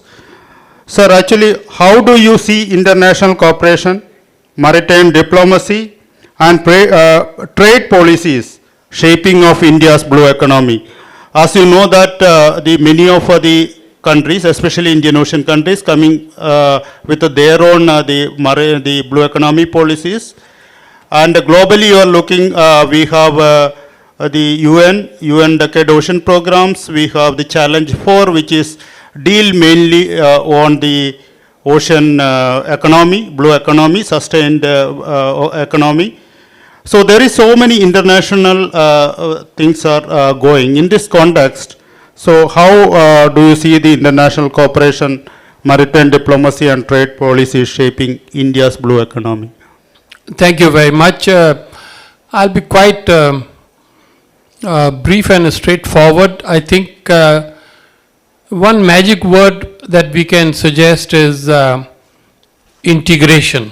I think the government and the country as such needs an integrated blue economy policy, one which integrates the global dimension with the national and provincial dimensions. It's not enough for our industry, our government, our embassies to study and know what is happening in the world at large. It's also important to integrate some of the ideas relevant to us at the national level, at the provincial level, and then at the coastal level. So this brings us to another fundamental question. Can we keep proceeding forward with what you saw in the video, draft blue economy policy? Or do we actually need a formal official policy on blue economy? Clearly we need the latter. In fact, I am a little bit disappointed that after 4 years of Niti Ayog's recommendation, this is not, for some reason, has happened yet. I think one of the conclusions of this blue economy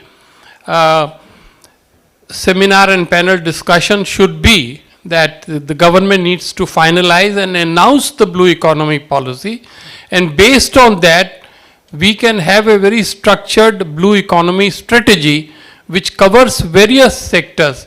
The whole domain is so complicated, it is so multidimensional.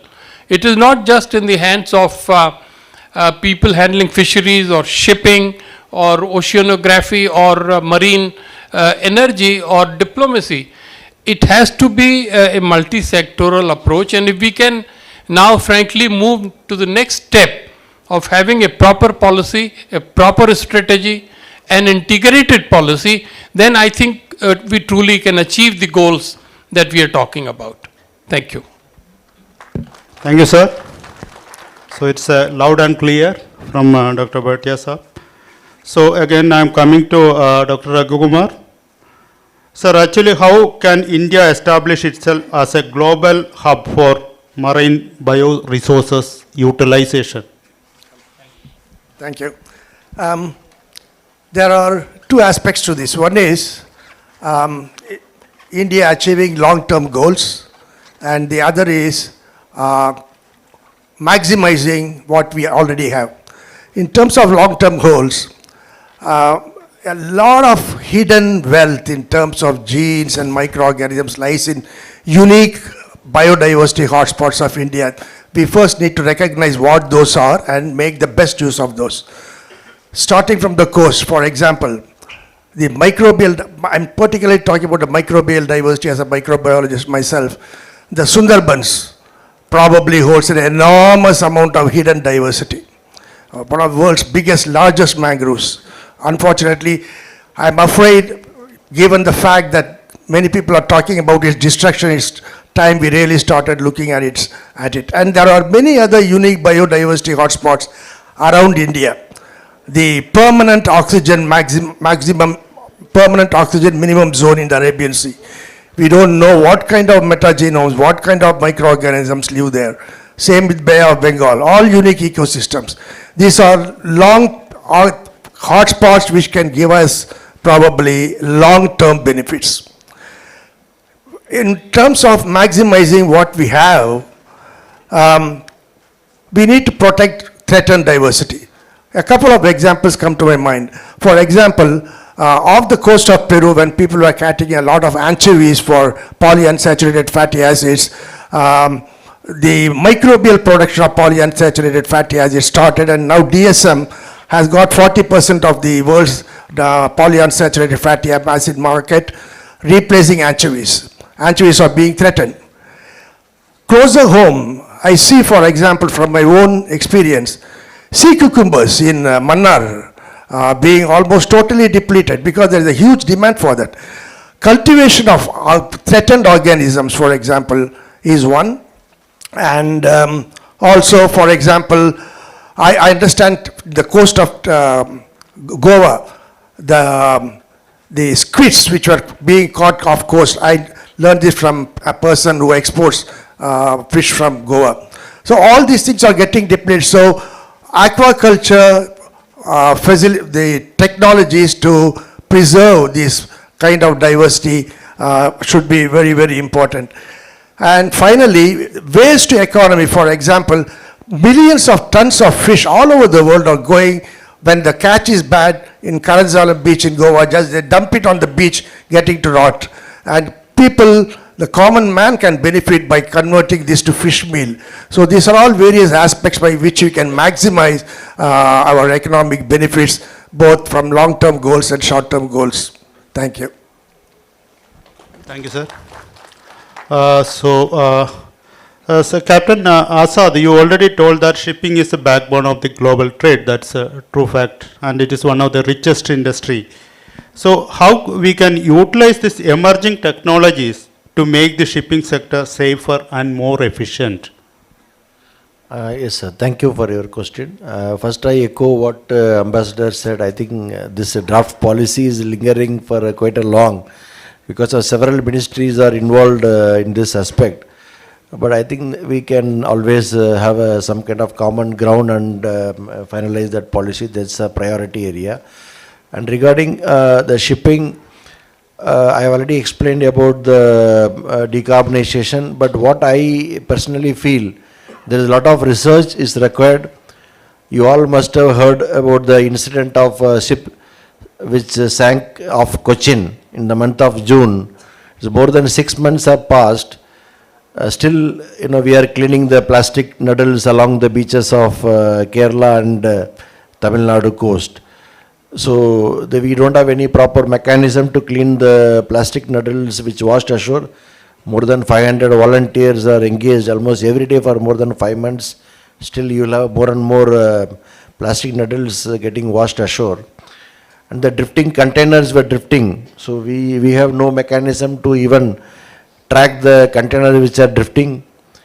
And similarly, there are oil spills, oil slicks. We have a very little resource right now to track or to image, capture the oil spill images, which many countries are having. The low Earth satellites are capturing. Immediately they geotag the location and send it and identify the vessel involved. So there are several opportunities are there which can improve the overall efficiency of the shipping, at the same time to prevent harm to the environment.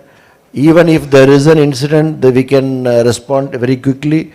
In this, I feel that INCOI has a very major role for, as you are already engaged in study of wave heights and wind pattern, currents, and several the seawater temperature. A lot of research you are doing it, and we want to. The entire shipping industry would like to collaborate with research agencies to utilize the facilities optimally. So that the overall objective of efficiency can be increased. So this is what I wanted to say. So with the time constraint, nothing much from now, right?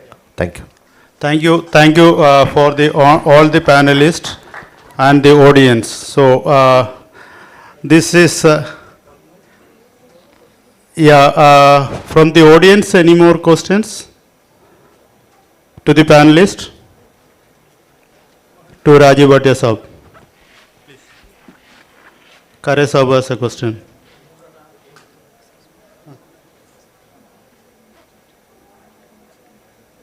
Okay, that's fine. That's okay.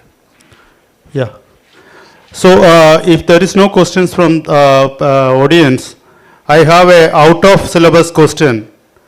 So sir, actually all researchers, we are actually now want to focus the ocean science towards the blue economy and disaster risk reduction.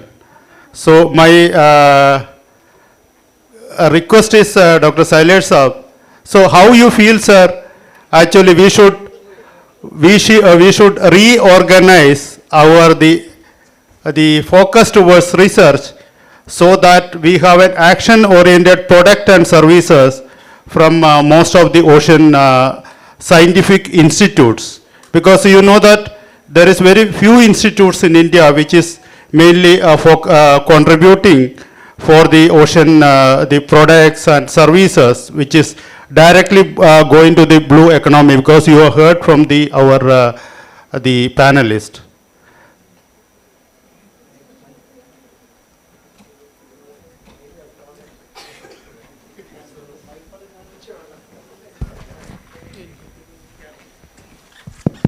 Thank you very much. I think there are several things which I also mentioned and many other panelists also mentioned. The one thing which is required is, like if you take a fisheries, I think the forecasting, the stock assessment in my view is very critical so that we know how much we should fish. The second is the changes which are happening in the ecosystem. There are regime shifts in fishery, and we have seen the changes occurring in mangroves. We are seeing changes how the acropora and porites are responding to the climate change quite differently. So these aspects I think we need to focus on to get more understanding about this. One of the most important thing in the ecosystem is that how the stomatal conductance is changing because of the rising in temperature, and how it is going to affect the overall leaf and the ecosystem. So I think in each case there are many questions which we need to address, and I think some of those we are trying to address through Deep Ocean Mission. Like one which is very important is the sea level rise. Now the accelerated sea level rise during the storms and all, we now believe that in the southern India it would be about 1 to 1.5 meters. But as you go northwards, in Gujarat and Sundarbans, it can be up to 4 to 4.5 meter. Now that is quite huge, especially during the storms and cyclones and all that. Now this we need a decadal kind of a project. This is mostly will happen in 2100, but what is likely to happen in next decade? So we can be prepared to respond to this kind of an event. So many such climate services which is planned under the Deep Ocean Mission, I think they are very critical, but they have to be more specific to a location than a general rise in the, which we know that average rise is 3.3 millimeter and all. That is not going to help to respond. So two things. One, the most of the things which we try to do, how do we adapt to the changing scenario, and at the same time, how do we ensure the livelihood of the people and also ensure the quality of life of people. So this I think is the broad which we want to do. So blue economy has to take care of all these aspects. That's what I think is the way forward. Thank you, sir. Yeah, it's a very good suggestion, and we have to see the climate services in different aspects of our secretaries have told, food, the fresh water in the coastal areas and the vulnerability.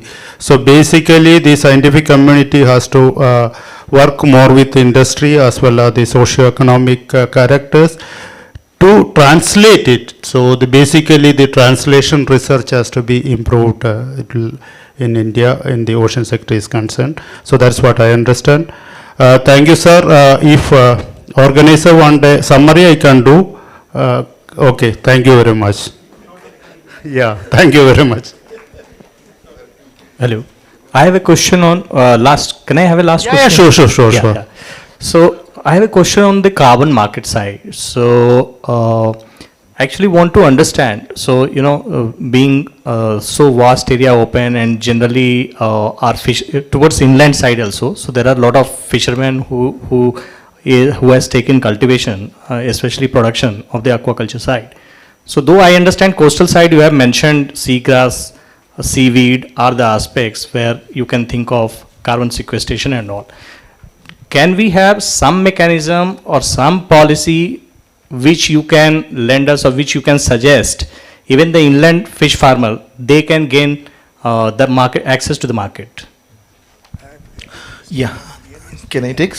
Yeah. Okay. Yeah, thank you. Appreciate. See, one of the, I think so, one second question was for me, I think so we missed it. And that was very important, I wanted to highlight. Being a carbon player in this market, we see it is very new for the blue economy. Of course, mangrove has been very prominent in terms of carbon credits, but as you rightly said, one of the fisher communities also can avail the carbon market, and it's evolving. I know recently the Ministry of Fishery has started to work towards it. They have started looking into the both coastal ecosystem and also inland water bodies, and opportunity like Madhusmita has told, right? Solar rations, reducing the food waste, fishery waste, increasing the efficiency have a great potential, because carbon market what requires is requires scale. So when you look into the carbon market, we must need to work together to bring in the fisher community and need to work together in the scale. There is a great potential is there in the coastal ecosystem, including mangrove and seagrass. As I have the opportunity to answer your question, so I also need to highlight, sir, as the policy is being framed, what is also important also in the coastal ecosystem, we need to identify that who owns this carbon, and that there is no clarity. That majority of the mangrove areas either is under the community land or protected land. So how do you really bring in the carbon revenue and finally at the end of the year? Because when it comes to the carbon market, it's 100 years. So 100 years, who owns the carbon? How the community will be empowered in that one? Whether the state will take a certain percent of revenue, community will take the certain percent of revenue, how much the project developer will take it. So that clarity is missing. As we see across the world, it's evolving and many of the country has already defined. So it's necessary to also define, because land we do have a proper land rights. And then in the coastal ecosystem, we don't have that one. So that is important, sir, to define the property rights and who owns the carbon. The other aspect is that who, like in the regulatory zone also, we have so many institutions are there. The central government, Ministry of Fishery, coastal ecosystem, state agencies, forest department. So then how do you go and then work with them and take the carbon rights? Because there is lots of investors or project developer like us are there who are really interested to bring in the carbon revenue to the coastal ecosystem. And today, like we are working in the mangrove ecosystem in Sundarban, but it's a small area, but we are facing critical challenges. Today, if you see in India, hardly any productivity has come up to the carbon market from the coastal ecosystem. But all across the world, great amount of development is happening. Another important area, as India carbon market is starting, so it also is defined beyond this nature-based solution, new areas like ocean alkalinity, ocean fertigations. These are some of the areas where there is a lots of interest happening, and it will happen in scale. $billions are coming out, but we don't have any policy. But because it also have an impact on the biodiversity, we should also very clearly define that what kind of policy has to be there, and how do you work together. Today, certain research institutions are already working together. We as an organization, Core Carbonics, also extensively working both in nature-based solution as well as also on carbon removal in the ocean. But we also need the policy framework as it is being developed. We should bring in all these components and address these issues. And I think so that will be my take from this one. Thank you.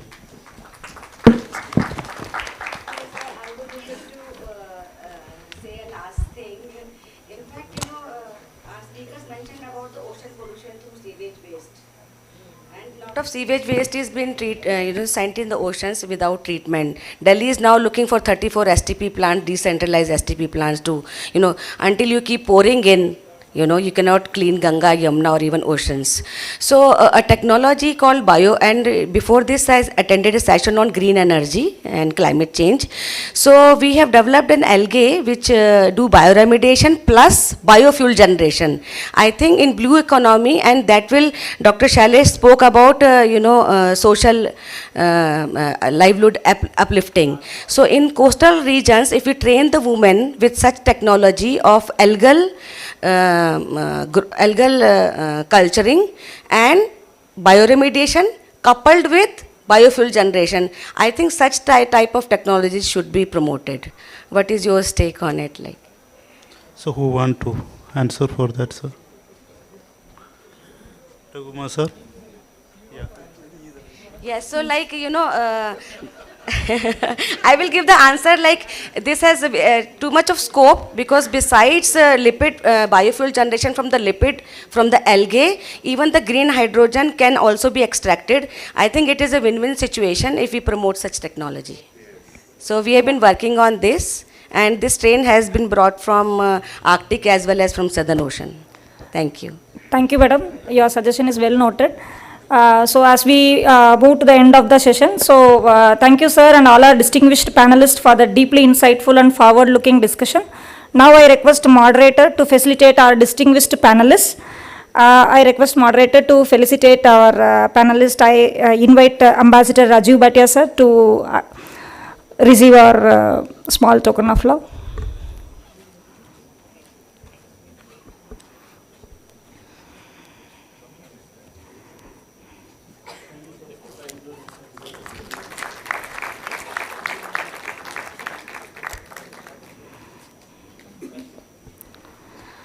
Sir, to facilitate Dr. Sheshagiri Raghukumar, sir.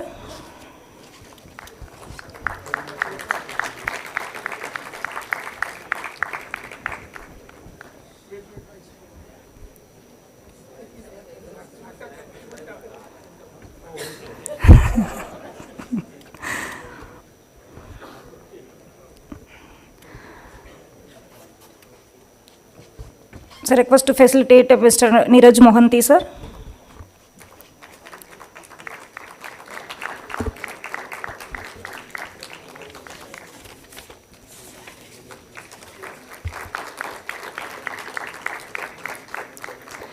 Request to felicitate Captain Abul Kalam Azad, sir.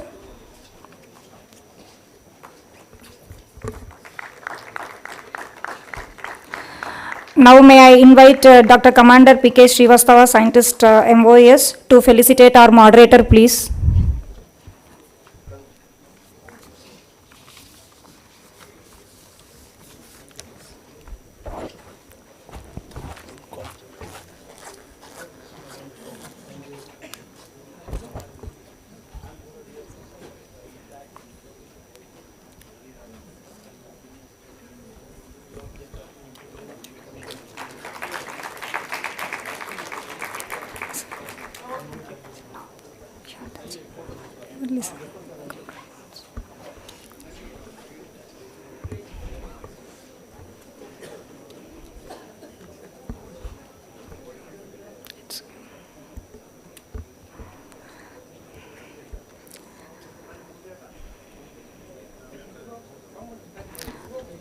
Sir, final I will stand, sir.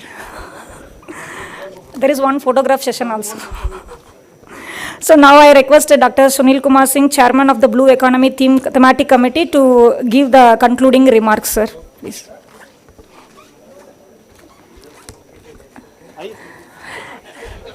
Just to give a gist, sir. Tomorrow will be elaborative.